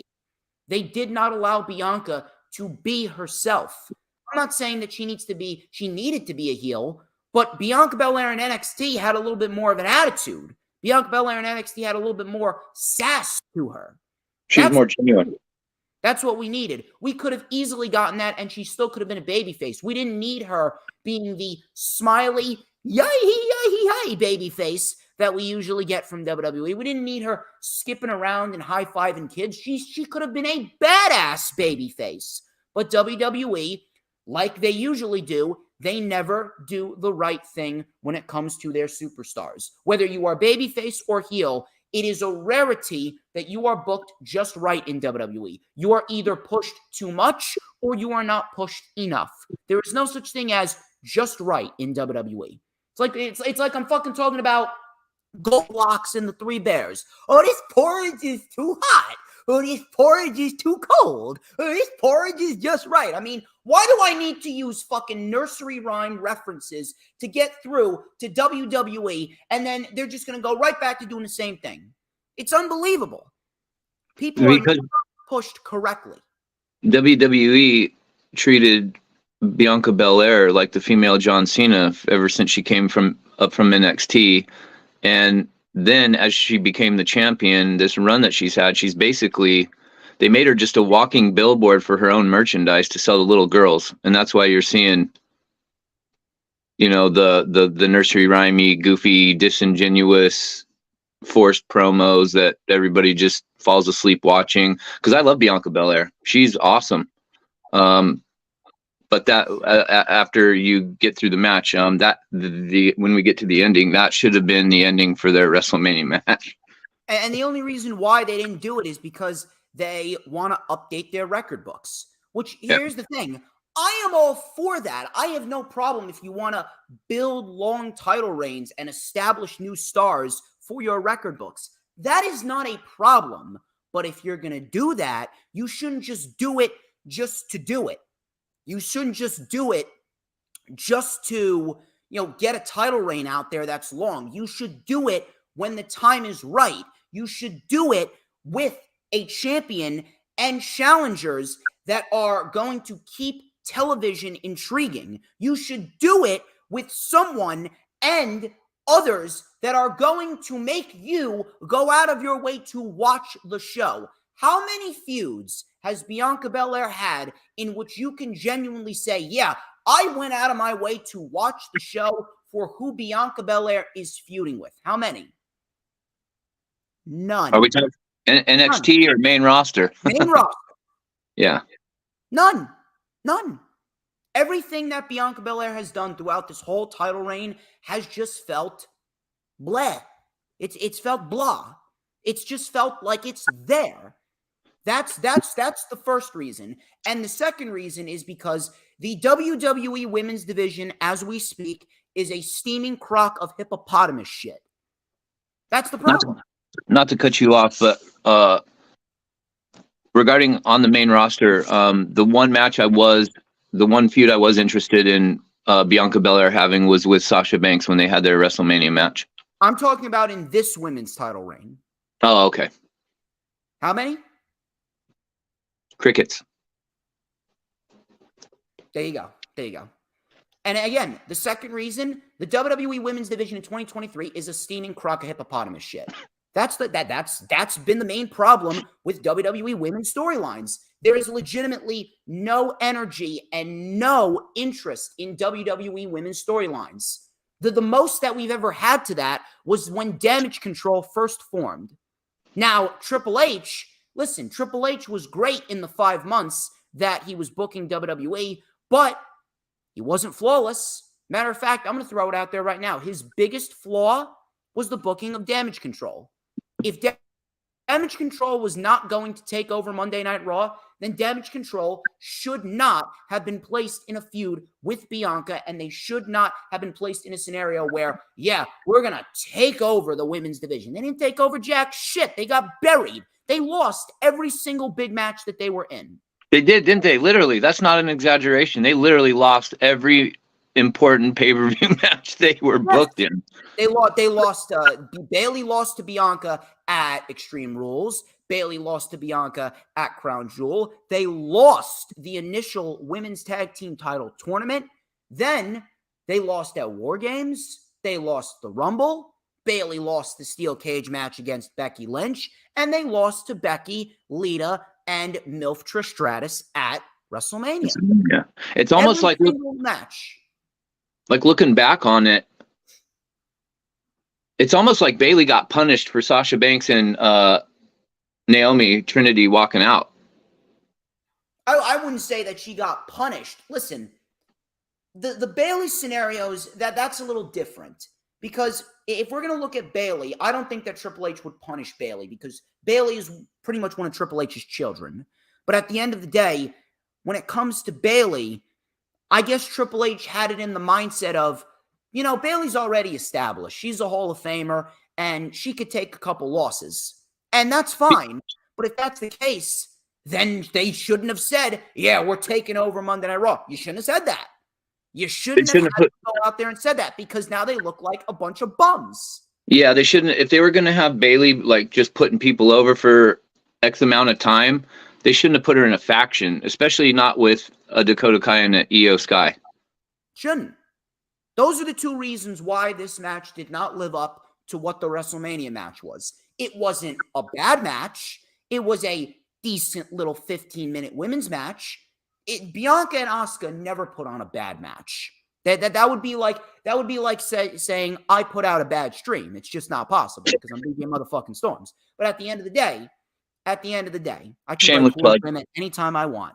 At the end of the day, it just did not live up to the expectations of their WrestleMania match because of the fact that Bianca is just a dead act right now. She is just stale as 4-month-old bread. And the women's division right now, it's just a steaming crock of shit. And on top of that, Asuka is not as hot as she was going into the WrestleMania match. Asuka should have beaten Bianca at WrestleMania. The only reason why they didn't is because they wanted Bianca to break the longest reigning women's title reign. Now that Bianca is now the longest reigning women's champion, they have no use for her anymore. Now, that being, I was actually shocked that they pulled the trigger on Asuka. I was legit jaw to the floor, shocked. And on top of that, this match, outside of the Bloodline and Sami and KO match, this match probably had the second best ending out of all the matches on the show. This match had a fantastic ending. First time I think I've ever seen, I don't even think I've seen the Great Muta or Tajiri do this shit. So let's go over the match. So the action, they tried to start out hot out of the gate. Asuka gained control early. Nice lariat for a 2 by Asuka. Asuka then pulled Bianca's hair. Bianca's hair was a major story in this match. We had a nice suplex by Bianca, backbreaker, and a handspring moonsault for a 2. Asuka then with a missile drop kick. That got a 2. Bianca with a spine buster, 2 count. Crowd, like I said, was heavily into Asuka. Belair was caught in a roll-up for a 2. We had a roundhouse kick by Asuka for a 2. Asuka was then sent into the steps. Belair with some hammer fists. The ref tried to separate them. Asuka missed with the poison jalapeno pepper mist. I can't remember what kind of pepper she used. Jalapeno, chili pepper mist to burn the eyes. I don't fucking know. I honestly don't fucking know. But either way, she missed with the pepper mist. And then Bianca tried to regain control. Both women were down. Now, Asuka, realizing that, all right, Bianca reversed the miss the first time. Let me improvise here. Asuka sprayed mist into her hand. She sprayed mist into her hand. Bianca went for the KOD. Asuka raked Bianca's eyes with the mist hand. She raked Bianca in the eyes with the blue mist hand. And then Bianca dropped Asuka. Bianca was flailing around. Asuka with 2 roundhouse kicks. 2 roundhouse kicks on the money. 2 roundhouse kicks on the money. And Asuka wins the Raw Women's Championship. Absolutely the right outcome. And a very, very creative ending. An ending that I don't think we've ever seen in a women's championship match or a championship match, period, ever. Easily one of the most creative endings that I've seen, and we did get the right outcome. Now, like I said, should have happened at WrestleMania. The only reason why they didn't is because they wanted Bianca to break the all-time record. Now, we have gotten zero explanation as to what's going on with the Raw and the SmackDown women's titles. Because you got the SmackDown women's title on Raw and the Raw women's title on SmackDown. The reason why Bianca was not moved over to Raw and Rhea was not moved over to SmackDown in a trade The reason being is because Bianca is married to Montez Ford, and the Street Profits got traded to SmackDown. So Bianca was not going to get traded to Raw because they're keeping the married couple. That's one of the reasons. Number two, like I said, they wanted to break the all-time record. They wanted to break the all-time record, and they succeeded in doing that. So they succeeded in doing that. Now that the record has been broken, and now Asuka's the women's champion, now it looks like we could very well get that we were predicting before. Because Rhea Ripley, as good as she is, she doesn't really need the Judgment Day. And then Asuka, she would fit just fine. She would fit just fine on Monday Night Raw. It would feel like Asuka would have a bit more competition on Raw than she would on SmackDown. On top of that, I just want to get Asuka as far away from Charlotte as possible because Charlotte's on SmackDown. And with Rhea on SmackDown now, it seems as though WWE is building towards that Rhea versus Bianca match. Now, to me, I think that a unification match at SummerSlam would probably be the best route to go. That would be undoubtedly the best route to go. That would be great for both women, and it would make sense of the women's championship scenario. Unfortunately, I don't think that's going to happen because at the end of the day, Fox and USA, they pretty much have WWE by the balls, and they want separate rosters. WWE, they have no one there that's going to grow a pair of balls and tell the networks off. So unfortunately, I don't know what's going to happen. I really don't. But Asuka and Rhea being traded seems like the best possible scenario. So Asuka wins the Raw Women's Championship in probably the biggest shocker of the night. This was the right outcome in the end. And Bianca, she seems to be staying on SmackDown. Asuka being traded over to Raw would seem like the best possible scenario out of this whole ordeal. So with that being said, I am now going to throw it over to HooliGrim. Let me hear you. Was it the Royal Rumble that Asuka came back at this earlier this year? Or Yes. was it? It was, right? Yes. So when she came back and she had the Kana-like face paint and she wasn't doing the jumping around, making the crazy faces, cackling, yelling in the ring like they had her doing before she was injured. She was so over that night and had so much momentum just on her coming back that when last night's match was happening, we get to the ending and I'm like, it was very mixed bag of feelings for the ending. One, like I was telling you before you went live, I think that's the most logical ending to a women's title match that I've ever seen. At least is when I think about matches in the past, I can't remember a more, I mean, it fit right in with the whole, it's like, why didn't they just have her do this at WrestleMania? You know what I mean? Yeah. So I was happy for Asuka. At the same time, I was bummed. It was just like, why can't they just do the right thing ever when it comes to creative and the match outcomes when they should happen? And it sets the wrestlers. As a wrestler, I'd be so frustrated if I was like an Asuka because you get all that momentum just to have it pulled right out from underneath you. You got to build it all back up again. And how many times can you go through that before you finally just throw your hands up and say, fuck it? But, the match was great, and take nothing away from Bianca Belair. I absolutely love her. She is so good. I would pick her over a Charlotte, over a Becky, 10 times out of 10. She's the whole package. And Asuka, one thing I really was annoyed with last night in this match was the announcing. And when Corey Graves started comparing Asuka to Doink and It the Clown, when he started referencing clowns, I felt like Asuka was very toned down from like she wasn't doing the dancing around, screaming, yelling in Japanese, crazy stuff. Like she was smiling and had that kind of evil, sinister look about her. But it was like, why was Corey Graves even bringing up clowns? Nothing about if Asuka Corey Graves is the worst commentator in wrestling right now. Man, when if Asuka's, doing the whole little rah, rah, rah shit like she was doing, and he started talking about clowns, that would have made sense. But then at the same time, it's also kind of vocally burying Asuka's gimmick. But there was no reason to bring up clowns for any reason whatsoever in this match. So I was really just like, okay, that had to have been a little Vince in Corey Graves' ear comment right there. Clearly. But so happy for Asuka, and both of those ladies, man, they put on a really believable. Not all the women can make their shit in the ring look believable, and them two. I mean, we've been watching Asuka for what, 7-8 years since she got to NXT now, so we know what she's capable of. There's nothing she could ever do bad in the ring. That was a great match. It was because I didn't see the Becky Lynch Trish Stratus stuff.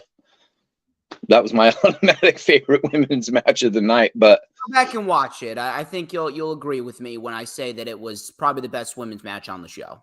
I'm just worried. Like, what are they going to do if Bianca got so stale? What are they going to do with Asuka as the champion? At the end of the day, it all depends on how they place the feuds together. Like, I don't want to It all see depends it. on feuds. It all depends on the level of intrigue with these feuds and the booking of certain characters and the way that everything is mapped out. Now, not everything's going to be a Sami Zayn bloodline storyline, but you can at least give us 25% of what that storyline was. At least 25% of what that storyline was. I just don't want to see Asuka versus Charlotte at SummerSlam. And Charlotte's going to come. Charlotte's coming back at SummerSlam. Well, if Asuka gets traded to Raw, we won't have to worry about that. Unless they do a unification match and Charlotte takes the title back from Ripley, which I hope not. That fucking bitch can stay gone. Fuck Charlotte Flair. FCF all day. FCF all day. But, dude, I don't know. There's really no change. At the end of the day, happy for Asuka. This was the right outcome. It was a creative ending, but it all depends on how they lay out feuds for their champions. Not every feud is going to be like a Gunther, because like Gunther's a different story. Gunther, he's had feuds with the likes of Sheamus and Drew McIntyre and Ricochet, and on top of that, Gunther's title reign, it is primarily dominated by workhorse championship title reigns. Well, they booked him to face other workhorses and believable characters to make him look, when he fights a Drew McIntyre or a Sheamus or whatever, those are legit guys that we all across the board agree are certified badasses in the ring, and their characters portray that also. We don't have that in the women's division. I'm sorry? We don't have that in the women's division. And that's what I'm saying. That's why I'm worried for Asuka, because she's a badass. Bianca's a badass, but they just got done with their thing. Are they going to carry this out for, they can't. Money in the Bank? Yeah, it's like where do they put on, like, who does Asuka face right out the gate? Are they going to maybe who's Damage Control on? They're on Raw, right? Is Damage Control on Raw? No, they're on SmackDown. Damage Control's on SmackDown. Maybe they'll do a Asuka Io Sky type of deal if they split up Damage Control. Well, yeah, but if that's the case, then Asuka will have to stay on SmackDown, and Asuka's the Raw Women's Champion. Yeah, I'm just going based on how things are now. Who knows what? It's so fucking confusing. I know, it's so stupid. They don't even know what the fuck they want to do. It's so, they overly just complicate things to the point where they make shit not make any sense. Their job harder. All they had to do was, after the draft, if you're a champion to a brand and your name gets plucked and you go to the other brand, you forfeit the title. I'm sorry. Or you could just stay on your brand with your championship. Yeah, that too. Like, why would they even bother? It's such a waste of time to build a character to give them a championship to a specific brand just to have them traded 2 weeks later after Mania in the draft. It's so annoying. It drives me bonkers. Dude, I'm telling you, man, I don't know, but pretty much what they did with Bianca's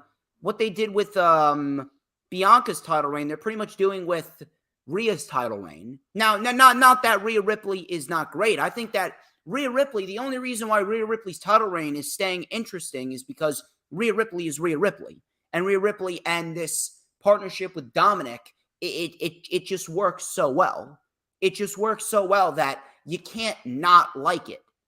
But Rhea Ripley, the only reason why Rhea Ripley right now is fighting women like Zelina and Natalya is because of the simple fact that Rhea's not losing the championship, and there's no one, and this is the problem with WWE.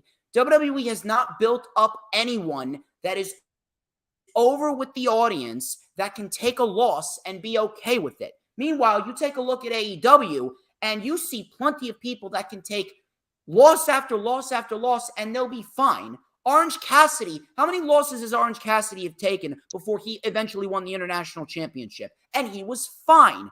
Darby Allin, Jungle Boy, Sammy Guevara, all these individuals have taken losses and they've been fine. Jericho can take a loss, he'll be fine. Young Bucks will take a loss, they could be fine. Omega, FTR, all these guys, they can take losses and they'll still be fine. But WWE doesn't have that. WWE doesn't have that. The only individuals that are that is Bayley, Charlotte, Bianca, and Becky. That's it. Outside of those four women, anyone that takes a loss in the women's division is automatically going to be brought down a few pegs. So now they're giving Rhea Ripley individuals that will ultimately take a loss and no one's going to give a shit because they're going to go right back to doing nothing. Now, granted, I was laughing my ass off when this happened because this match was probably the perfectly booked match. But this match was probably even more perfectly booked than Gunther and Ali. Rhea Ripley just came in there and just fucking destroyed Natalya. And you know why it was perfectly booked? Because it fits Rhea Ripley's character. So I didn't have a single complaint about this. I was laughing my ass off. Goodbye, Natalya. Best way they could have booked this match. Natalya was distracted by Dominic. Rhea Ripley went right on the attack. Send Natalya into the steps. Rhea Ripley wins in about 70 seconds. Are we on to this match now? Because I thought we were still on Asuka and Bianca. Okay. No, we are. We are on the next match. Okay, sorry. Natalya wins the SmackDown Women's title, 70 seconds. 70 seconds, and Ripley wins with a Riptide. Natalya buried on her birthday. Fucking fantastic. I had no complaints because, again, it fits Rhea Ripley's character. The downside to this is the fact that you can't just keep giving Rhea Ripley challengers that will ultimately take a loss and there will be no liability. You need to give Rhea Ripley some genuinely intriguing matches. This was fine because, again, no one gives a shit about Natalya, and, again, it fits Ripley's character. But you can't build Rhea Ripley's title reign on short matches. You can't. Listen, Rhea Ripley's great, but she's not Goldberg. Did you see the way the crowd reacted, though, to Natalya? No, I was genuinely surprised. The crowd popped huge for Natalya when she came out. Huge. Well, yeah, because Natalya, she was there in Saudi Arabia before, and she did a lot of media. I was going to say, so she probably did a lot of PR behind the scenes. The very first time they went to Saudi Arabia for the first Crown Jewel show, she was part of the very first women's match ever in Saudi Arabia. So I felt like her coming out to that reaction, once they started their match and the way it ended, I felt like it all fit. Because the crowd was genuinely happy to see Natalya, which I'm not sure I've ever seen. Like, I've never seen Natalya get a reaction like that. And it made me happy for her because, I mean, she's been around she's got to be the longest tenured woman at this point. Probably. So she's been through it all in terms of her career with the WWE. So to see her get that reaction and it being her birthday, the crowd really was behind her. So it made Rhea Ripley, which, by the way, I'm calling her from here on out Reaper Ripley, because I wouldn't be surprised if at some point she ends up having a men's title match like they did with China back in the day with Jeff Jarrett, because that girl she's like the female version of Gunther. I don't think that's going to happen. I don't think that they're going to go that far. I just think that they're going to book her down. And maybe they won't. I'm just saying in terms of like her character, she's that believable to me that if they wanted to go that route, I would totally be all for it. But now that we're talking about Rhea Ripley, I was still on. See, I didn't realize you had transitioned to this match because I was still on Bianca Asuka, and I was thinking the logical thing would be to unify the women's titles because we can't just keep getting the same 3-4 feuds like year after year after year. It's getting insane. That it would be a really cool thing because I always enjoyed the matches that Asuka and Rhea Ripley had, and that would be, I think, a sick match to have them to go at it for a unification match. That would be pretty epic, I think. Unfortunately, I don't think they're going to do that. Now, if Probably not, because it makes too much sense. No, of course not. But if we're gonna go in the route of SummerSlam, if Asuka's traded over to Raw and Ripley's traded over to SmackDown, I can see Bianca and Ripley being a match at SummerSlam. And then But haven't we already seen this though? The last time we saw it was at NXT TakeOver Portland in February of 2020. Which I almost put that shirt on today for the stream. Bianca, that was the NXT Women's Title match for TakeOver Portland. It was Bianca and Ripley. That was the last time we saw it. They've not had a match on the main roster? Nope. Huh. I could have sworn they had, but that's crazy to me if they haven't. Wow. No. Yeah, it's crazy. I know. It's crazy as it may be. That's how bad the women's division's been the last number of years. The fact that in my mind the Bianca Rhea Ripley feud from NXT is still that fresh. Yeah. Crazy, right? Yeah. But Rhea Ripley's awesome. Poor Natty, but on her birthday. I didn't care. I was fucking laughing. I got to bring this up. Shout out to my boy JD from NY. On his podcast yesterday when he said we're changing the term from somebody getting buried to they got nattied. I just laughed my ass off. I thought that was hilarious, but it worked. It makes Rhea look dominant. I loved how Dom was in the ring at the beginning when they're being announced. Dominic just puts his hands to his mouth and yells, "She's my mommy." I thought that was hilarious. I love Rhea Ripley. But Buddy Matthews, he's got some competition there. I remember I tweeted Rhea Ripley. I probably said this on your show the last time or the first time I was on. I tweeted at her right after the first Mae Young Classic when she had no tattoos, her long blonde hair. She just looked like, Charlotte. No, she didn't look like Charlotte, but she just looked like she was just a normal wrestler without a gimmick, I guess. But in her matches, I tweeted, I think it was after her first or second match, I said, "Oh, you're going to be, within 5 years, you're going to be running the women's division." And look where we are now. Like, you could just see, like, when you see somebody for the first time in the ring, and you've been watching as long as we've been watching this sport, you don't need to be in the business to recognize a future star when you see one. And I've seen a lot of wrestlers that have had that title and that burden, so to speak, placed on their shoulders too early. And a lot of times it makes it hard for the talent to live up to that hype. If you start, like this Gable Steveson, for instance, they bring him out at Mania. Stephanie McMahon puts him over as like, this is the next big thing. And then a month or two later, he's involved Gable in some. The only Gable I know is Chad Gable. Thank you. So, right. And to my point, it's like when you throw like, this is the future of the business on somebody, that's got to be a lot of pressure for that individual talent to have to live up to that name. And you could see that. And I saw that in Rhea Ripley from the moment I watched her for the first time in the ring. So seeing her, what she's doing now is awesome. It's awesome when you get to see somebody that you think like, okay, if all goes right, this is who should be at the top in this amount of time.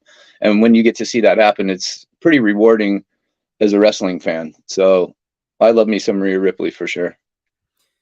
But like I said, they can't just keep feeding Rhea Ripley these nothing fucking matches. No. They really need to give her some legit feuds And if you put her on SmackDown, obviously Bianca would be a good start going into SummerSlam. You got Ripley and Io as well. I think Io would be the perfect woman to take the SmackDown Women's title from Rhea Ripley. You could do Ripley and Bayley as well for the time being, but Io would be my girl. Io would be the person that I would book to win the 2024 Women's Royal Rumble to beat Rhea Ripley at WrestleMania 40. That's what I would do. But that's that. Moving on here. Probably the biggest negative on the show, Brock Lesnar and Cody. Not from a wrestling standpoint, but from a creative booking standpoint. How crazy is that, huh?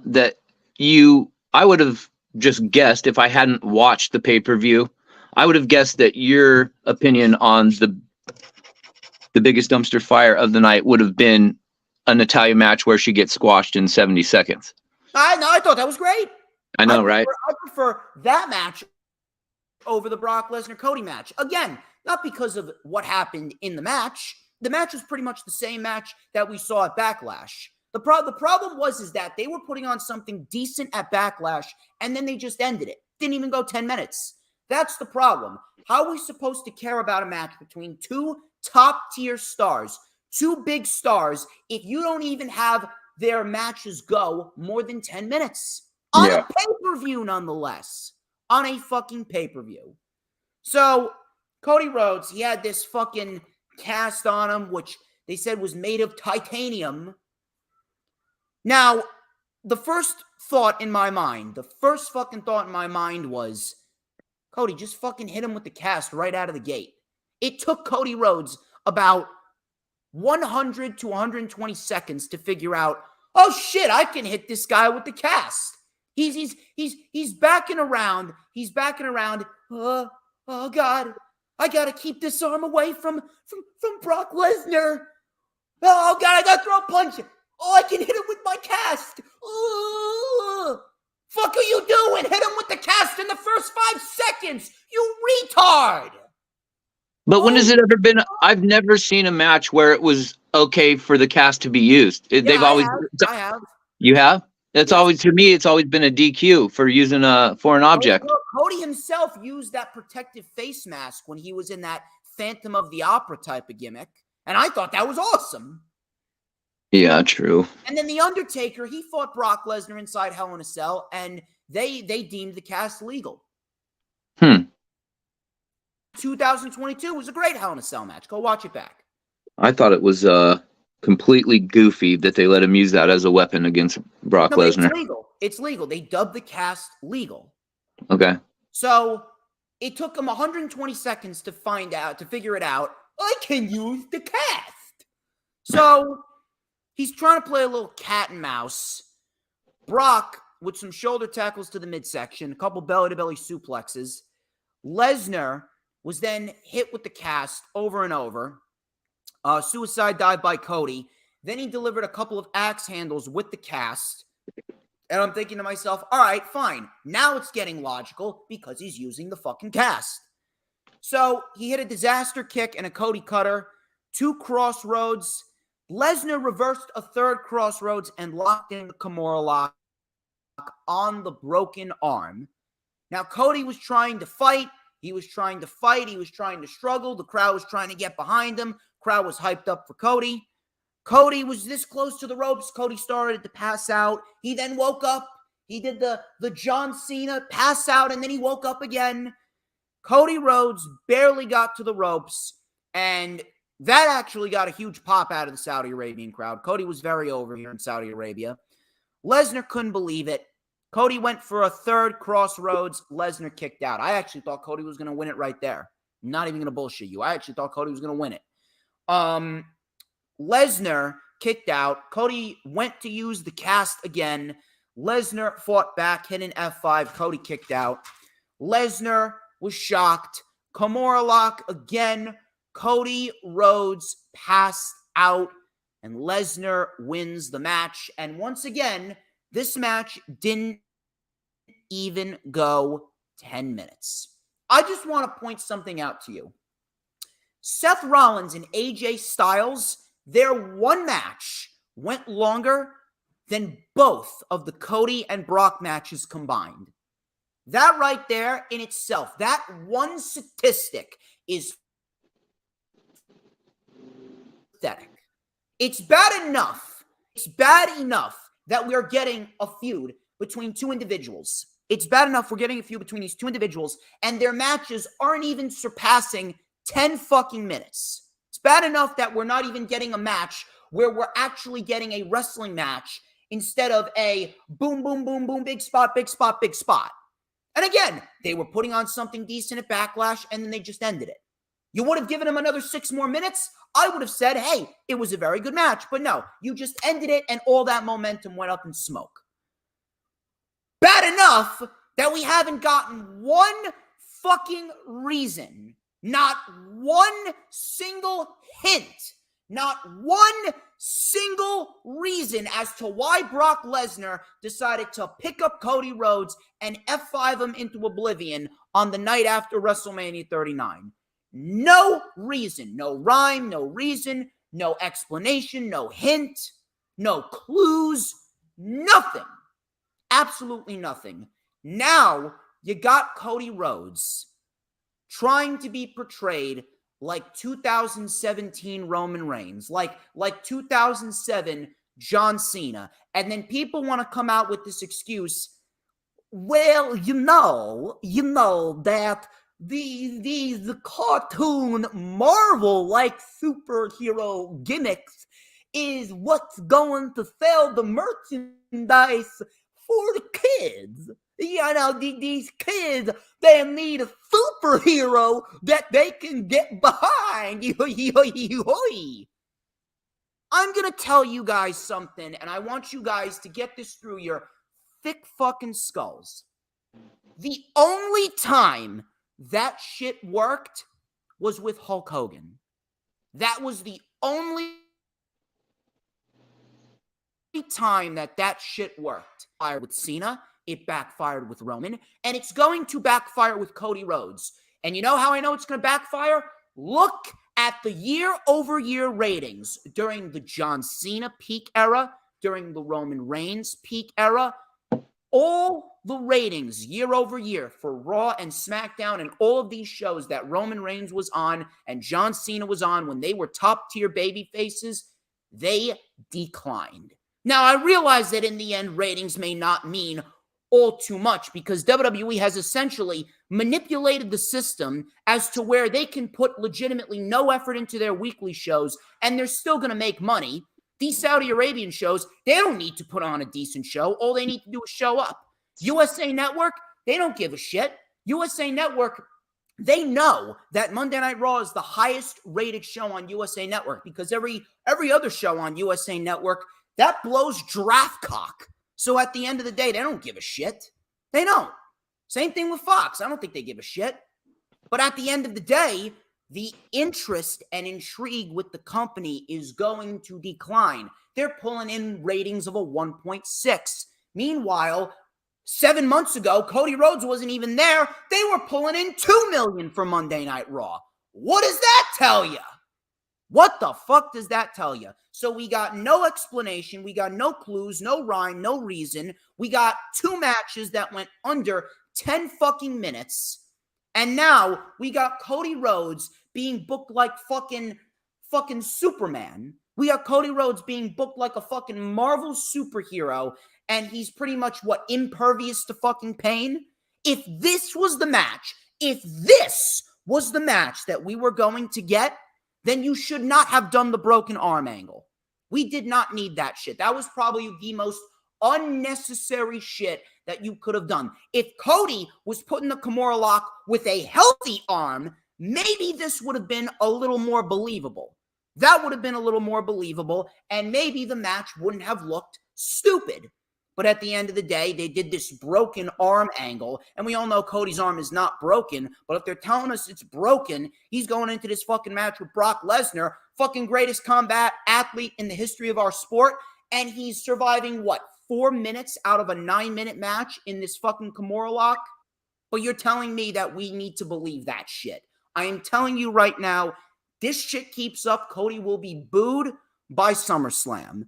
Now, Now, back to train up, let's reassess. Now what happens? Brock Lesnar won. What reason do we have for a third match? He got his pound of flesh. Cody Rhodes got what he wanted too. He beat Brock Lesnar clean at Backlash. Cody Rhodes was ready to move on from Brock Lesnar after Backlash. Brock Lesnar pulled him right back in. Brock Lesnar, he came to Saudi Arabia to kick Cody Rhodes' ass. He got it. He beat Cody Rhodes. What reason do we have for a third match? But knowing WWE, we're probably going to get a third match. Why? Because WWE creative, i.e. specifically Vince McMahon, sucks. However, what exactly is going to happen with this as it relates to what happened in the main event? Now, I'm going to hold off on that when we get to the main event and after we talk about the main event, because what happened in the main event could determine what happens with Cody and Brock. But I'm glad you said that. Yeah, sorry, I didn't mean to cut you off. I'm glad you said that. No reason. But let me hear what you got to say. Well, I was gonna eventually get to the part where I've been watching for a long time, and I've got a pretty good idea at this point in my life what the direction that Vince is going to go with certain feuds. And I think genuinely when Cody came back to the WWE, it was, I think people were, a lot of the, how do I say this?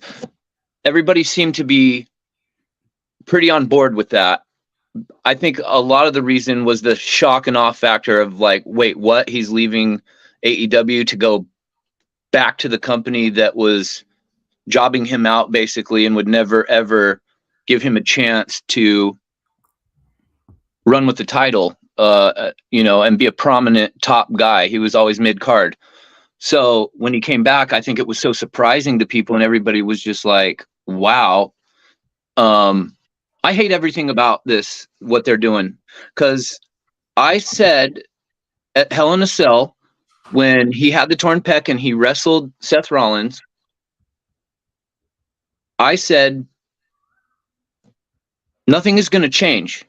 Everybody, just like I was never on board with Bray Wyatt, because at the end of the day, I know Vince, I know his mind and how he books and how he thinks.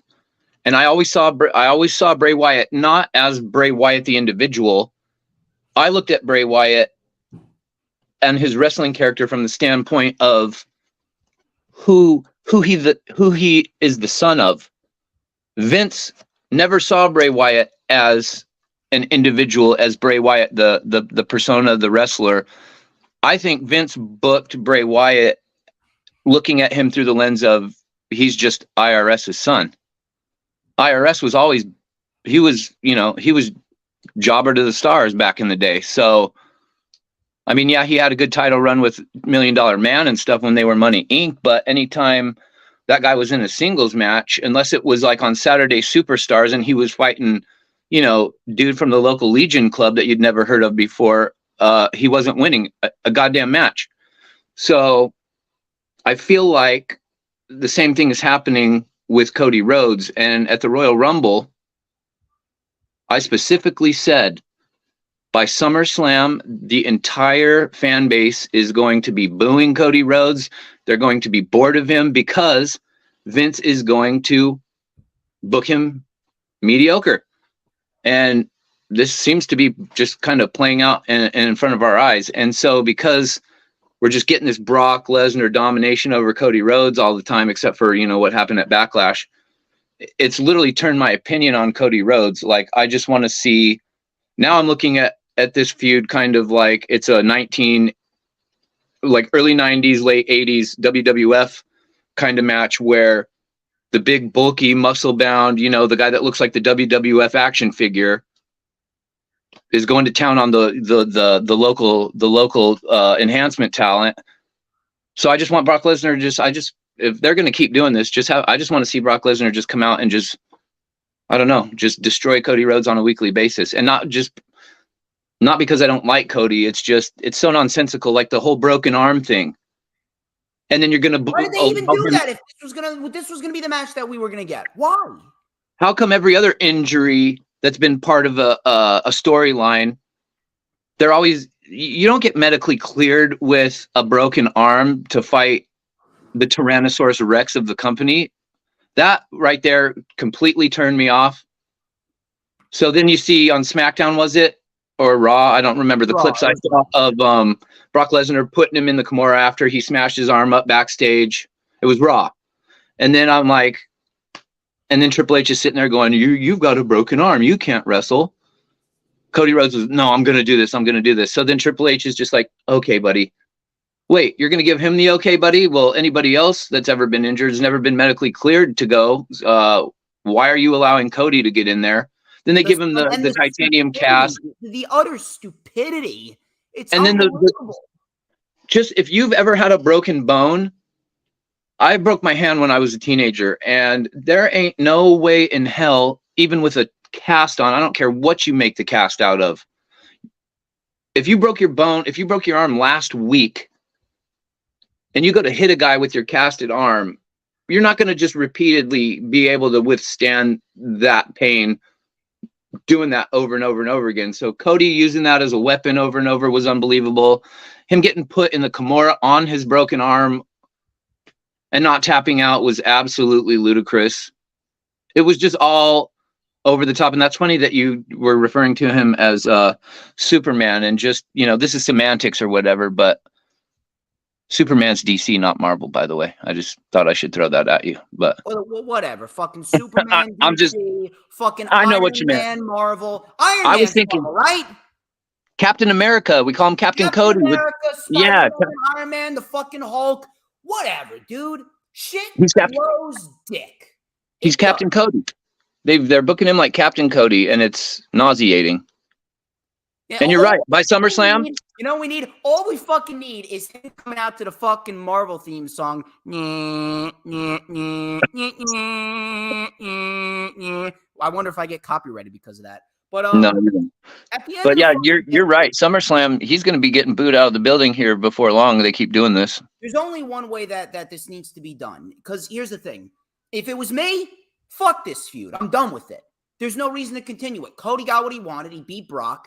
And Brock got what he wanted. He got to beat the shit out of Cody. There's one way that this needs to end, because I know for a fact that they're going to do a third match.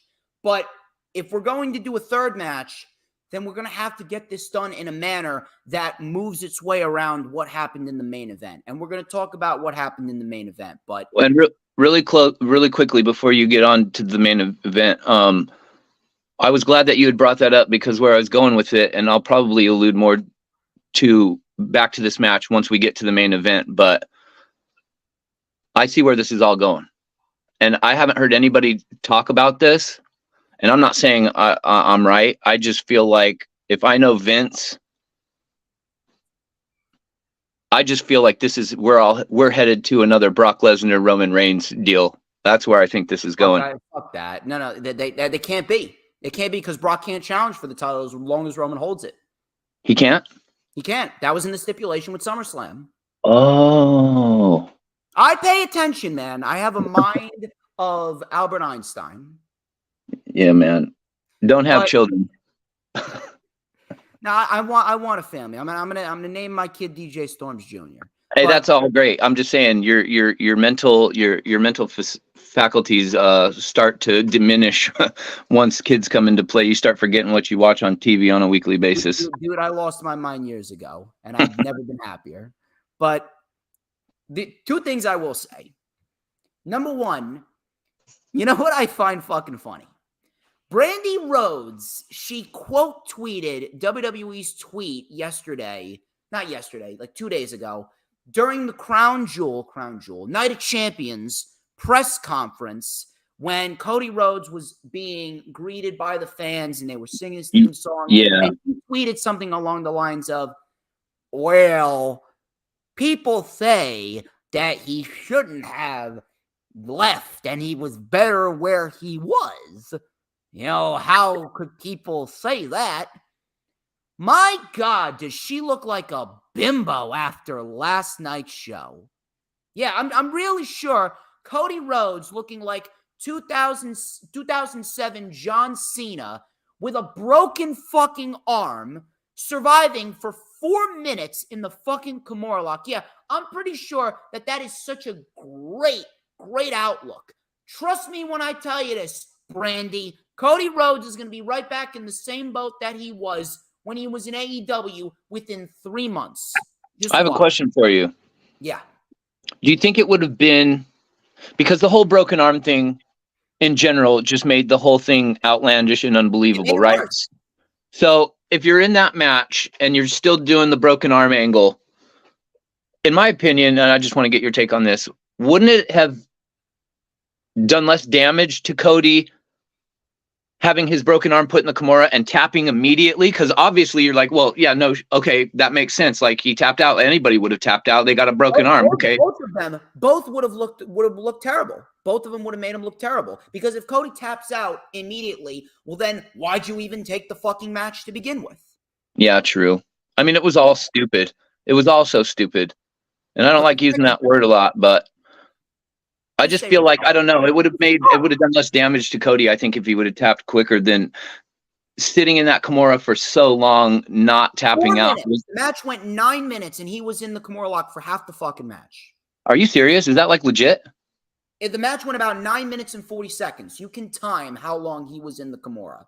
That's crazy, man.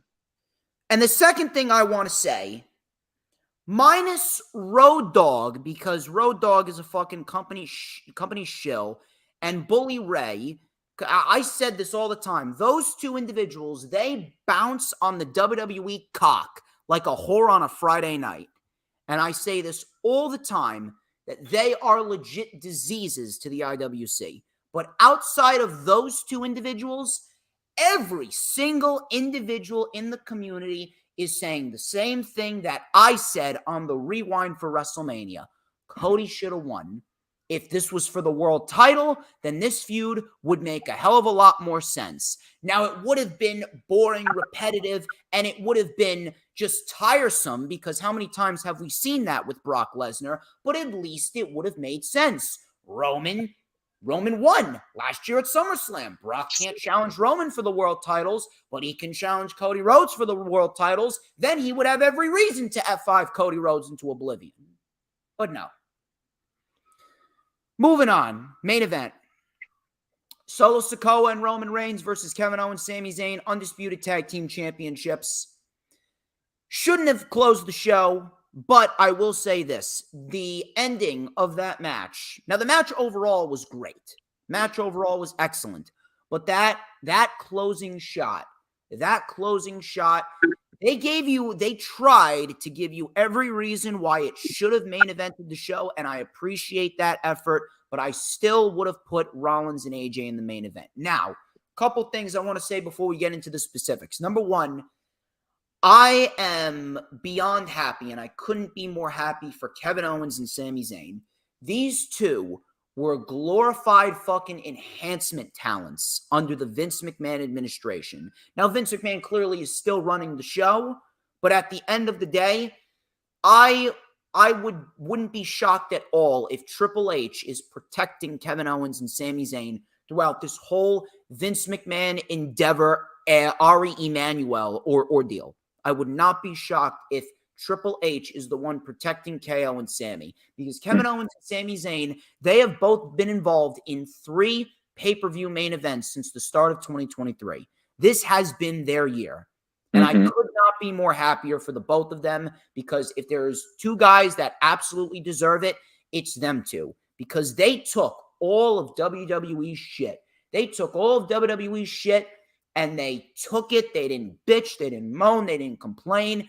They sat there and did exactly what they were told. Stone Cold pretty much buried Kevin Owens at WrestleMania 38, and Kevin Owens was made to look like a fucking joke, and then Stone Cold ran off and did whatever he's doing with Stone Cold Takes on America. Sami Zayn was embarrassed at the hands of Johnny Knoxville, and still, they stayed the course, they didn't complain, and now finally, they are getting their just due. That right there, I could not be more happy for KO and Sami Zayn. Secondly, I need to praise Solo Sikoa.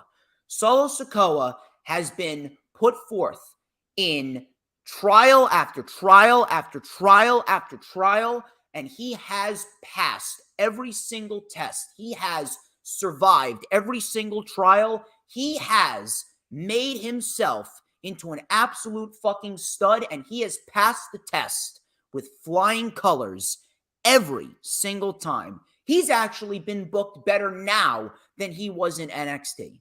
Solo Sikoa right now, he has evolved beautifully. And this was his first pay-per-view main event. He did not shudder. He did not get nerves. He remained stone cold. He did not botch. He did not fuck up. Solo Sikoa perfectly handled himself in this scenario. And I gotta praise him. His first pay-per-view main event, albeit, yes, it was with 3 professionals, with Roman, Sammy, and KO, but Solo Sikoa, I am telling you, he is destined for greatness. Solo Sikoa is going to accomplish some really big fucking things going into the future. And Solo Sikoa, I'm telling you, a match with Roman is coming. A match with Roman is coming, and when Solo beats Roman, Solo is going to lead the bloodline, and Solo Sikoa is going to be a future main eventer and a future world champion in the coming years. He has been amazing. Now, before we get into the specifics, I want to hand it over to you. Do you have anything to add on top of what I just said? Yeah. Where do I start? Well, I'll start with the Kevin Owens, Sami Zayn. The fact that they had to spend as long as they did on the main roster just feuding with each other over and over and over and over again. I was at a point where I just thought, okay, if we're ever getting a Sami Zayn or a Kevin Owens match on a pay-per-view, it's going to be versus the other one. Like, when are we going to start putting these guys with other talent? And to see, by the way, that Jackass deal at WrestleMania with Sami Zayn and the Jackass crew, had Sami Zayn not been a part of that, that shit would have flopped. Oh yeah, Sammy made it. Sammy made it. He was the glue to that whole fiasco. And he rejuvenated the bloodline. The bloodline were dead coming out of WrestleMania 38. Not because they're not great, but because there was no one left for them to feud with. There was no one for them to be the yin to their yang. And Sami Zayn single-handedly brought life back to them. Sami Zayn, the beatings that he would take in NXT, back when NXT was, pretty new, when KO showed up on the scene, that beating that he gave Sami Zayn, his debut in NXT, that was pretty vicious. And then the debut, Shinsuke Nakamura. That Sami Zayn Kevin Owens match I've ever seen was NXT TakeOver Rival. Right? And then the best match from a debuting roster member that I've ever seen was probably Sami Zayn versus Shinsuke at TakeOver. I don't remember what TakeOver it was, but TakeOver Dallas. Yeah, that match was insane. Kevin Owens has been probably in my top 3 favorite wrestlers for at least the last 5 years. And so to see them getting their shine now after the goofy Hell in a Cell versus Shane McMahon matches, and I didn't mind so much, him putting Stone Cold over, because they did it in such a way that it just made sense. And it did nothing for Owens. It did nothing for Owens, but I didn't at the same time look at him as like, oh, they're just goofing with this guy. You know what I mean? I felt like he took that serious, and I felt like even though he was on the ass end of that whole thing, he did such a great job in his role in that to me, it enhanced him even more. It just made me see him as even more versatile. Like, I already know he's versatile in the ring, but I guess the fact that he could get in there with a Stone Cold who hasn't been around for 20 years and they can just hit it off and have that chemistry. Like, he made Stone Cold look like he never missed a beat. He looked like Kevin Owens could have hung in the Attitude Era with any of them back in the day. I'm convinced. Really? Yeah. So to see them getting their shine was awesome. And now moving to Solo Sikoa, They could have, if they would have never put him in NXT and he just showed up as the Bloodline enforcer and we don't know nothing about him and we've never seen his in-ring work, he could have bypassed NXT in my mind. Because there was a couple times in NXT, like when I saw him in the ring, he definitely has the Umaga vibe. He has the towel over his head, which also kind of gives me Taz vibes from him too. So he looks the part. And then I think the first match, I don't remember who he was wrestling, but the first time I saw him in NXT, it was just on the weekly show and it wasn't anything that great. And there was a couple of spots where I was like, oh, I know he's the Anoa'i family, but there were parts of his in-game or in-ring game that he came off kind of green in a little bit to me. Now, putting him on the main roster and what he's been, his part in this whole Roman Reigns run, I was just watching him yesterday going, damn. I mean, I didn't really have any words. It was just, damn, like he looks, I swear I'm watching Umaga. I swear I'm watching Umaga. I swear I'm watching a throwback wrestler from the 80s, the early 90s. He just standing there with that menacing look. Like he just looks like you want no part of him. And if they had him just skip NXT and come out as the enforcer with the Bloodline for this whole storyline, and we didn't know what his in-ring work capability was, just looking at him stand there, he just looks believable to me. And it really just does go to show you how quickly he has evolved. And this was an excellent match altogether. And the ending just made it that much better. Crowd was hyped for Sammy, singing his theme song. You'll love to hear it. You absolutely love to hear it. So Sammy and Roman started off, and Roman immediately tagged out, got some major heat. Slow start early on. Crowd chanted for Kevin Owens, so KO got some love too. Tagged to Sammy. They were in control. Roman tagged in, and he wore down Sammy. Solo then attacked Sammy behind the ref's back. Tagged to Solo. By the way, Solo Sikoa may have the best Samoan drop out of the Bloodline. Solo Sikoa's Samoan drop, love the fucking snap on it. He has like a fucking snap on his Samoan drop that makes it look even more devastating than any other Samoan drop in the Bloodline right now. It's a carbon copy of Umaga's Samoan drop. He looks exactly like him when he does it. It's uncanny. Solo Sikoa may be the best member out of the Bloodline right now. Not even bullshitting. I think Solo may be the best member out of the Bloodline.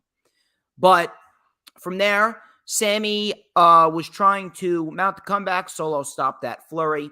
Sammy with a tornado DDT to Solo, tagged to KO. He lit up Reigns, stomped away on Roman, senton on the floor, super kick to Reigns, big lariat by Reigns, pop-up powerbomb, Reigns kicked out. Owens went for a frog splash. He got it. Reigns kicked out again.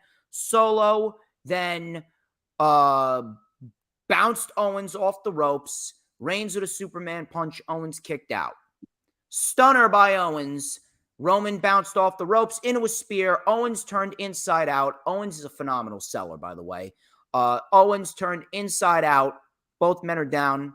Sammy was up. Tagged to Solo. Tagged to Sammy. Sammy mounted a comeback. Solo was sent over the top rope. Big Tope Con Hero on Solo. Blue Thunder Bomb for a 2. Super kick by Solo. Sammy stopped the spike. Exploder into the corner. Haluva kick. Reigns saved it. Reigns went for a spear. He accidentally speared the ref. Reigns was pissed. He tried to wake him up. Sammy with a Superman punch. Sammy mocked Roman Reigns. He went for the spear. Reigns with a Superman punch. KO then speared Roman. It was all out chaos. Roman was sent into the steps. Owens was setting up the table before the Usos came out to attack. There was no official, so it was legal. Owens was then buried under a table. Usos were hitting super kicks on Sammy, and they accidentally hit a double super kick on Solo Sikoa. Roman Reigns did not see them super kicking Zayn. Roman Reigns saw them super kicking Solo. It was like the one portion. There's about 99% of a scenario that you want someone to see, but they don't see it. And the 1% of the scenario that you don't want them to see, they see it.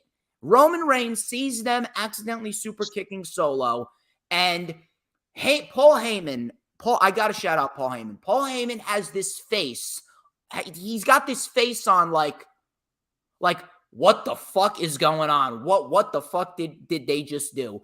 So Heyman is looking like he's about ready to fucking shit his pants. Reigns is scolding the Usos. He face palms Jimmy, and then he goes, "Why are you out here, Jay?" And Jay's going like, "We're just trying to help you. You know we always got your back." Roman goes, "You ain't the day ones no more." He shoves Jay in the face, pie faces him. "Get out of my ring." He turns around. Jimmy Uso super kicks Roman Reigns, and he looked like he had a little extra intensity on that super kick. Jimmy super kicks Roman. The crowd goes ballistic on the super kick. And Jimmy Uso's got this face. He's got this face like he's a man fucking possessed. He's got this face as though he was possessed by a demon from hell. He's got this face like he's a psycho killer looking to stab someone to death. He's got this fucking face with his eyes wide open. Paul Heyman is about ready to have a heart attack. Jey Uso he's got his face in his hands. He looks over to Jay. He's like, "What are you doing? You're better than that. We're supposed to be better than that." Jay goes to check on Roman. Jimmy stops him, and Jimmy goes, "Listen to me. I'm doing what you should have done a long time ago." He super kicks Roman again, and I swear to God, the pop was bigger on the second super kick than the first one. Pop was bigger on the second super kick than the first one. Unfucking believable. Just the crowd's going absolutely ballistic. Jay is shocked. Jay doesn't know what to fucking think. Jimmy goes, "It's you and me now, Us. We the ones, not him. We gotta go." So Jimmy Uso's trying to pull Jay out of the ring. Got Jay out of the ring. Solo is still dazed. Solo doesn't know what the fuck's going on. Solo doesn't know what the fuck happened. Owens with a stunner. Sammy with a Holuva kick. And Sammy and KO retain. Right out comes, and the lasting shot of Night of Champions with Roman Reigns having his hands in his face, looking like literally Roman Reigns on the verge of fucking tears, because now Roman Reigns realized that everything that Sami Zayn said was going to happen is now coming true. Jimmy Uso, he was the one to pull the trigger first, not Jay. And the story that they're telling here, and it's a great story, we all thought that Jay was the one that was going to pull the trigger, but Jay throughout this scenario, he was manipulated. He was manipulated out of fear by Roman Reigns. Roman Reigns preyed on Jey Uso's fear, and Jey knew that Roman doesn't give a shit about him, but he does not want to believe it. He was manipulated by Roman Reigns, and the fear of being kicked out of the bloodline. If you remember the initial feud from the end of 2020, Roman Reigns was getting ready to kick Jey out of the bloodline if Jey didn't fall in line. Jey wouldn't fall in line. Roman threatened to kick him out of the bloodline, and Jey finally fell in line out of manipulation and fear. Jimmy was the only one. Jimmy was the only one out of the bloodline, not named Sami Zayn, because Sami Zayn's not blood. Jimmy was the one out of the bloodline that showed just a little bit of pushback. And Jimmy was not going to allow Roman Reigns to disrespect his brother and disrespect his family any longer. Jimmy Uso pulled the trigger. And now this opens up a whole new world of possibilities and a whole new world of stories. Now, with Jimmy being the one to turn on Roman, now Jey is finally going to open up. Jey is finally going to realize, fuck, Sami was right. And now my own brother is pretty much siding with Sami Zayn. Now things are getting interesting. Now, the biggest question, though, there's one major question, though. Now, when is Roman going to lose the championship? Because there's no way that they can extend this shit out all the way to WrestleMania 40. That shit is not going to work. Sami Zayn was the anchor of the bloodline coming out of WrestleMania 38. There's no way that you can duplicate that and put Roman Reigns all through 2023 going into WrestleMania 40 as the champion. That's never going to happen. Never going to happen. That will not work. It's not. No matter how hot the storyline just became, it's not going to work. You can't have Sami and KO tethered to the bloodline forever. How is this going to play out? I mentioned that this whole scenario, this is going to go hand in hand with Cody and Brock.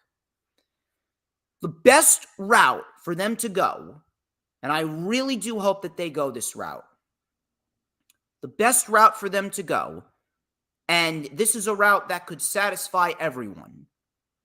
Vince McMahon is clearly going to give us a third Brock Lesnar-Cody Rhodes match. Why? Because it's what he wants to do, no matter how much sense it doesn't make. So what do? Cody Rhodes and Brock Lesnar at Money in the Bank. Cody Rhodes at Brock Lesnar at Money in the Bank. And if Cody can beat Lesnar, he is entered into the Money in the Bank ladder match. Cody beats Lesnar and he's in the match. Cody wins the Money in the Bank ladder match. All the while, Jimmy Uso gets the title opportunity against Roman Reigns for the undisputed Universal Championship, and Roman Reigns beats down Jimmy Uso so badly that Jey Uso says, "Fuck you, Roman. I am done." And after the match is over and Roman retains, Jey Uso unleashes hell on Roman Reigns, and Jey Uso sides with his brother. And now, all that's left to do for the Usos is free Solo of Roman's manipulation. Solo is the one that has just sat back. He hasn't said a fucking word, and he has done everything that he has been asked of by Roman Reigns. Now, when Solo sees Roman Reigns mistreating his brothers, and when Solo sees the bullshit that's going on with Roman Reigns, when Solo sees the bullshit that's going on with Roman Reigns, and Solo sees all of the fucking garbage that Roman Reigns is just piling on the Usos, all the shit that the Usos are taking, I am telling you right now, Solo Sikoa at SummerSlam, with Cody winning Money in the Bank after he beats Lesnar at Money in the Bank to get in the match, Cody wins the briefcase, Cody Rhodes cashes in on Roman. The Usos are finally going to free Solo from Roman's manipulation, and Solo's going to take the fucking spike, and he is going to jab Roman right in the fucking jugular, and Roman Reigns will be done. The tribal chief will be no more. Solo Sikoa is going to see the ref go down at SummerSlam. The Usos are going to come in. They're going to get their asses kicked by Roman Reigns. While Cody's down and the ref's down, Roman will take the Usos out as well, because the Usos will get involved. And Roman will call for Solo's help. Solo will say, "Fuck you." He will grab him by the throat, spike him straight to hell, and he will pick up his brothers and he will walk out. Because at the end of the day, Sami Zayn, he was right. But Cody Rhodes said the same thing that Sami Zayn said.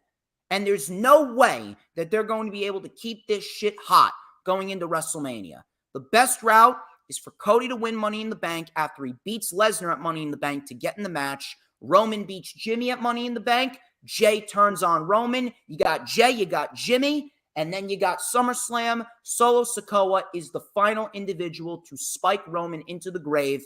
And Roman Reigns and his title reign will end because of Roman Reigns' own power and greed. His fucking gluttony, his gluttony for power and glory will ultimately be his downfall. That is the best route to go. Any other route, I don't want to fucking hear it. That's the way we need to go. HooliGrim, let me hear what you got, and then we're going to get on out of here. I've got more to say about what's going on with Gunther and the bloodline are literally the only two things that I am fully invested in all of pro wrestling at the current moment. And it's funny because after the Shield broke up and we started getting the forcing of Roman Reigns down our throats for the last 7 years, I could not stand Roman Reigns as a character. I think a lot of us felt that way, and I didn't think that there was anything WWE could do to him that would change my perception of what we were getting with Roman Reigns at the current time.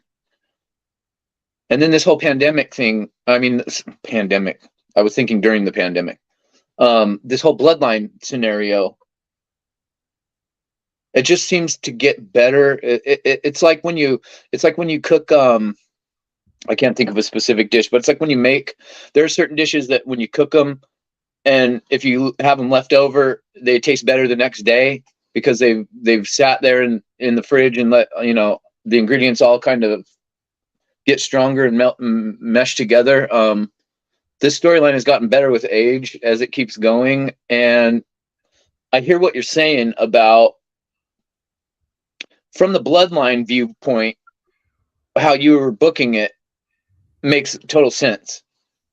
But I think about the other aspect coming into that scenario is the Cody Rhodes aspect of it. And if I'm hearing you correctly, you're saying you would have Cody and Brock face again at Money in the Bank? Because Vince is going to do it. Vince is going to do it. Unfortunately, he's going to do it. So you think Cody's going to have 2 matches in the same night, right? That would be the best route to do it, because the only other place to do it would be at SummerSlam. SummerSlam's the next pay-per-view, and Brock isn't competing on a fucking Raw. Okay, so I'm thinking about your scenario, and the one issue that comes to my mind from the Cody Rhodes aspect of it, looking at it through him as a character, if they do that, I'm okay with it, but at the same time, it's going to further diminish Cody Rhodes in my mind, because it's going to be, and you know me, I was advocating, you'd always said he should win at WrestleMania, and my counter to that was, if they hadn't have booked him to be number 30 and just handed him the Royal Rumble match after him being gone for 9 months with an injury, yes. Look, that was dumb, but at the end of the day, that was the time to do it, because at the end of the day, I get you. What we're doing now is just delaying the inevitable. Yeah. And Cody are not going to be as hot as they were at WrestleMania. That was the perfect time to do it. The stars aligned for it. They didn't pull the trigger because of Vince McMahon. And I felt like, had Cody not gotten injured, I still feel he would have been booked to win the Royal Rumble, and whatever position they would have put him in, if they would have kept him at 30, I would have been okay with it had he not gotten injured. But he just comes back to his first deal, being gone for 3/4 of a year, and he's handed number 30, wins in a couple of minutes. And so because of that, then the thought of him going to be the one to end Roman's reign at... It doesn't matter, dude. It don't matter. There was literally no one else. I know. And I'm not arguing that. I'm just saying, in my mind, as how I see pro wrestling, I understood why everybody was saying that. But for me, I felt like, okay, he's just come back. So in order for it to not just look like, here, we're handing you this, which to me was kind of diminishing Roman's reign a little bit that he's been on. If they were going to have Cody, because think about it, he's been forced down our throats for 7 years, and then Cody just comes back after that gruesome injury, after they've been booking Roman for years to just be so dominant, and then little old Cody Rhodes back from AEW comes in and just wipes all that clean off a gimme Royal Rumble victory.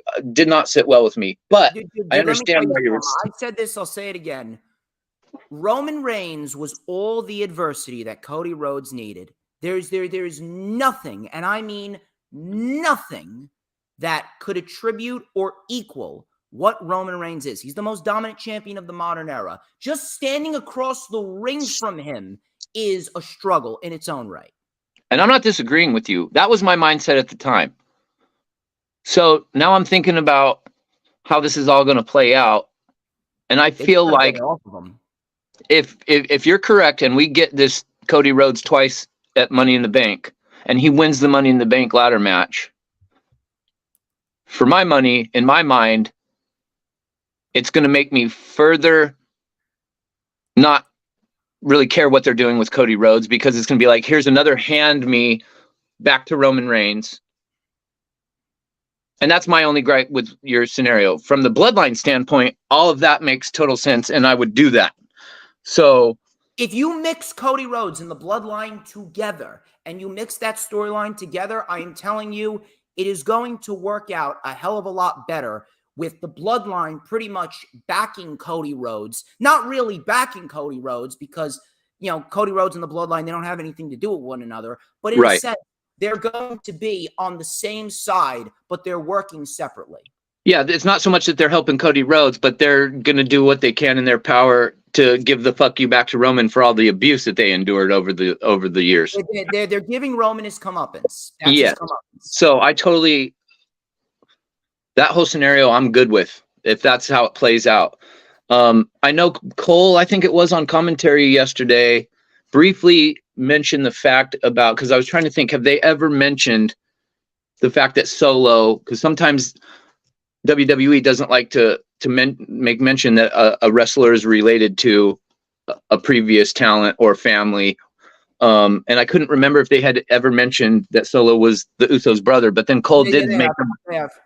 Yeah, and he made a brief mention of it yesterday, but then I'm thinking, as I'm watching everything play out, when they super kick Solo and Jimmy tells Jay, we're the ones, we're still the ones, not him, it's just us now, we got to go, and they're starting to leave the ring and go up the ramp, I'm like, how is this going to go? Because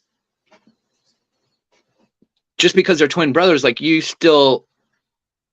put your younger brother out, still under the control of Roman. They got to free him, because again, if you remember that bump that Roman had with Solo 2 weeks ago, Solo was staring down Roman. He's like, "Fuck, did you just bump me for?" Okay. So Solo's not afraid.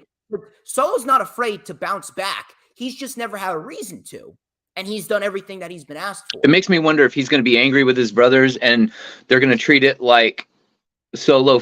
I don't think he's going to lay a finger on his brothers yet. He's not going to lay a finger on his brothers unless Roman tells him to. And I just mean, he's had enough.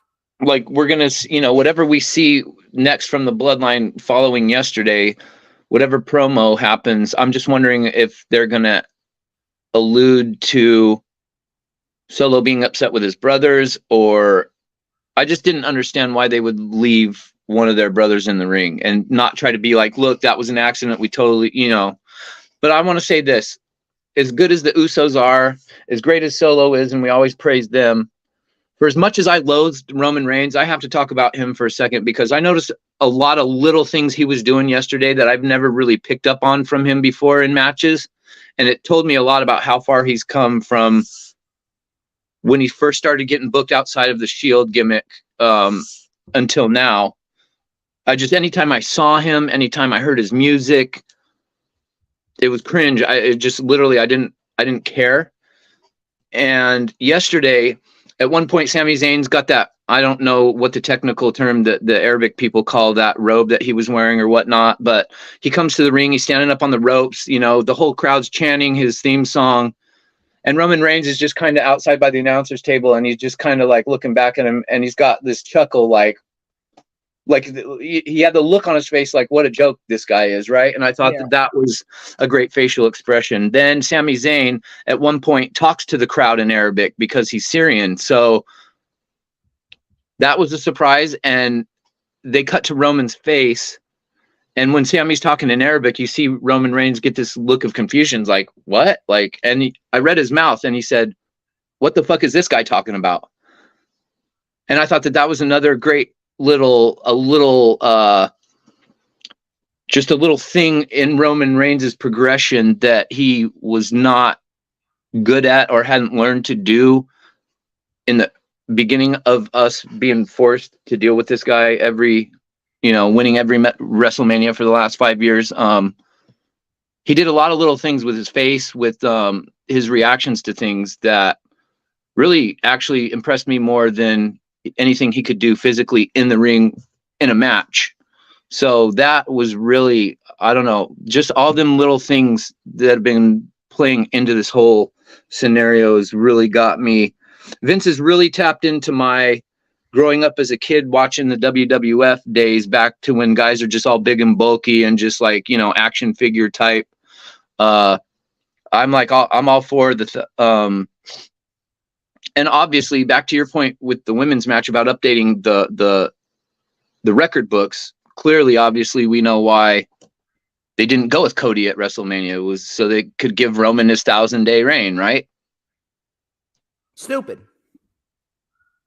I'm actually for it now that this thing has been going on for so long, and I don't give a shit. Yeah, Roman Reigns I know is you not don't doing anything with those titles. I know you don't give a shit. I'm just saying, for me, WWE has put me off so much that now I feel like I'm back to the mentality of like more of like seeing it as a casual fan.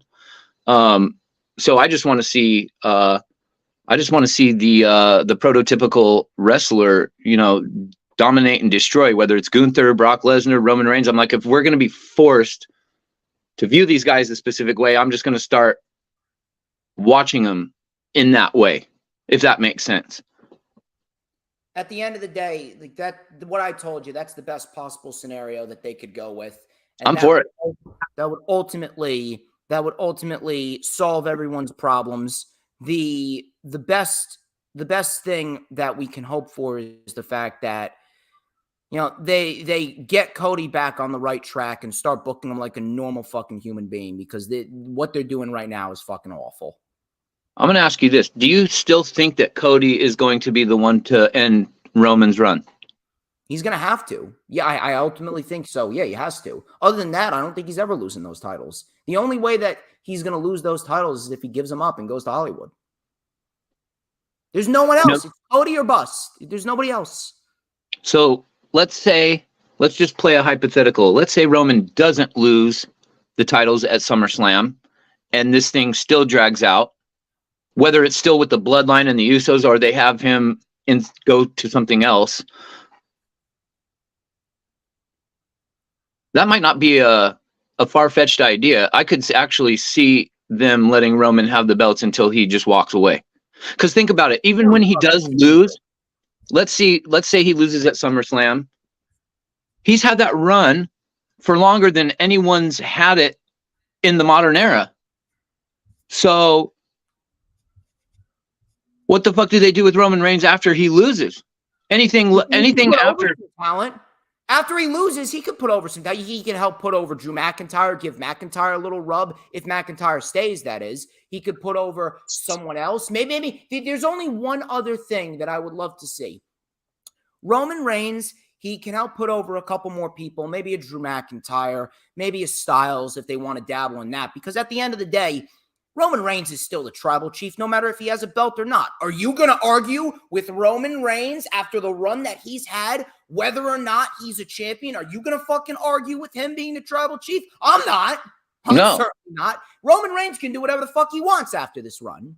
But at the end of the day, I see Roman Reigns in the final months of his career. The best match for Roman at WrestleMania would probably be Roman and Solo.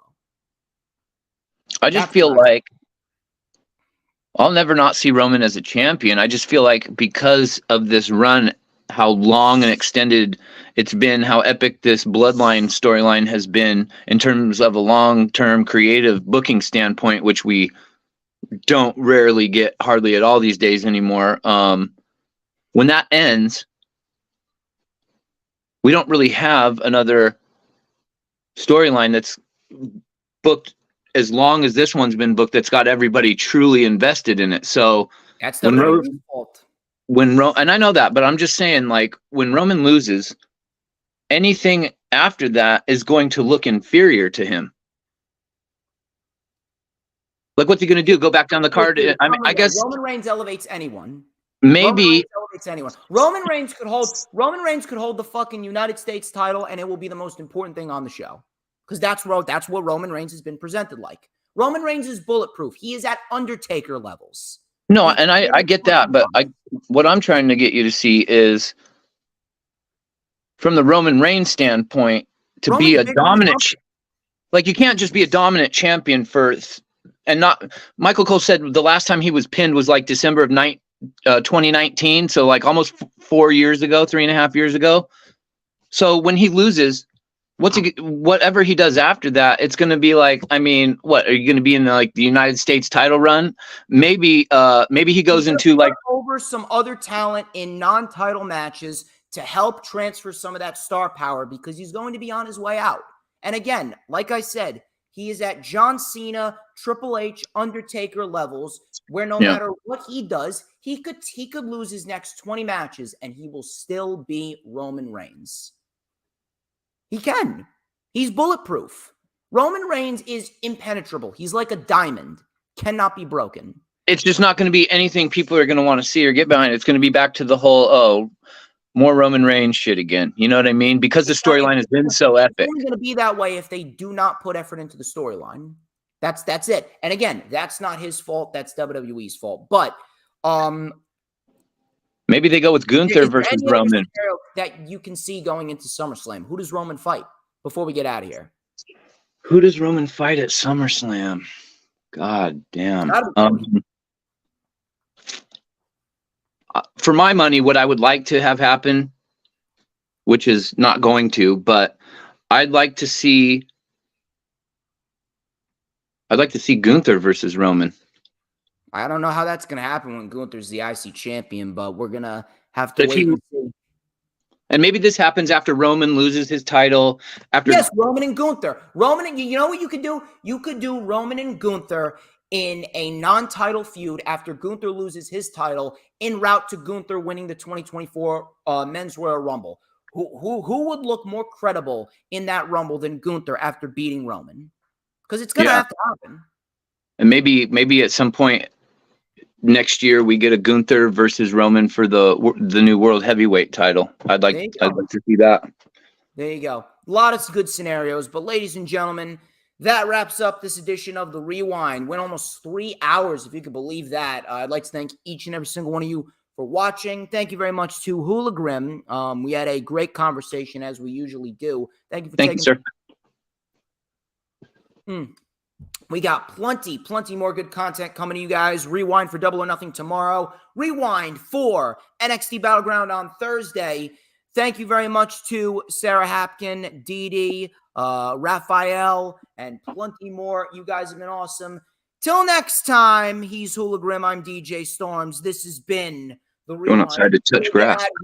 No. We're not done. Before we get out of here, HooliGrim, you got to answer me a very specific question. Who runs the IWC?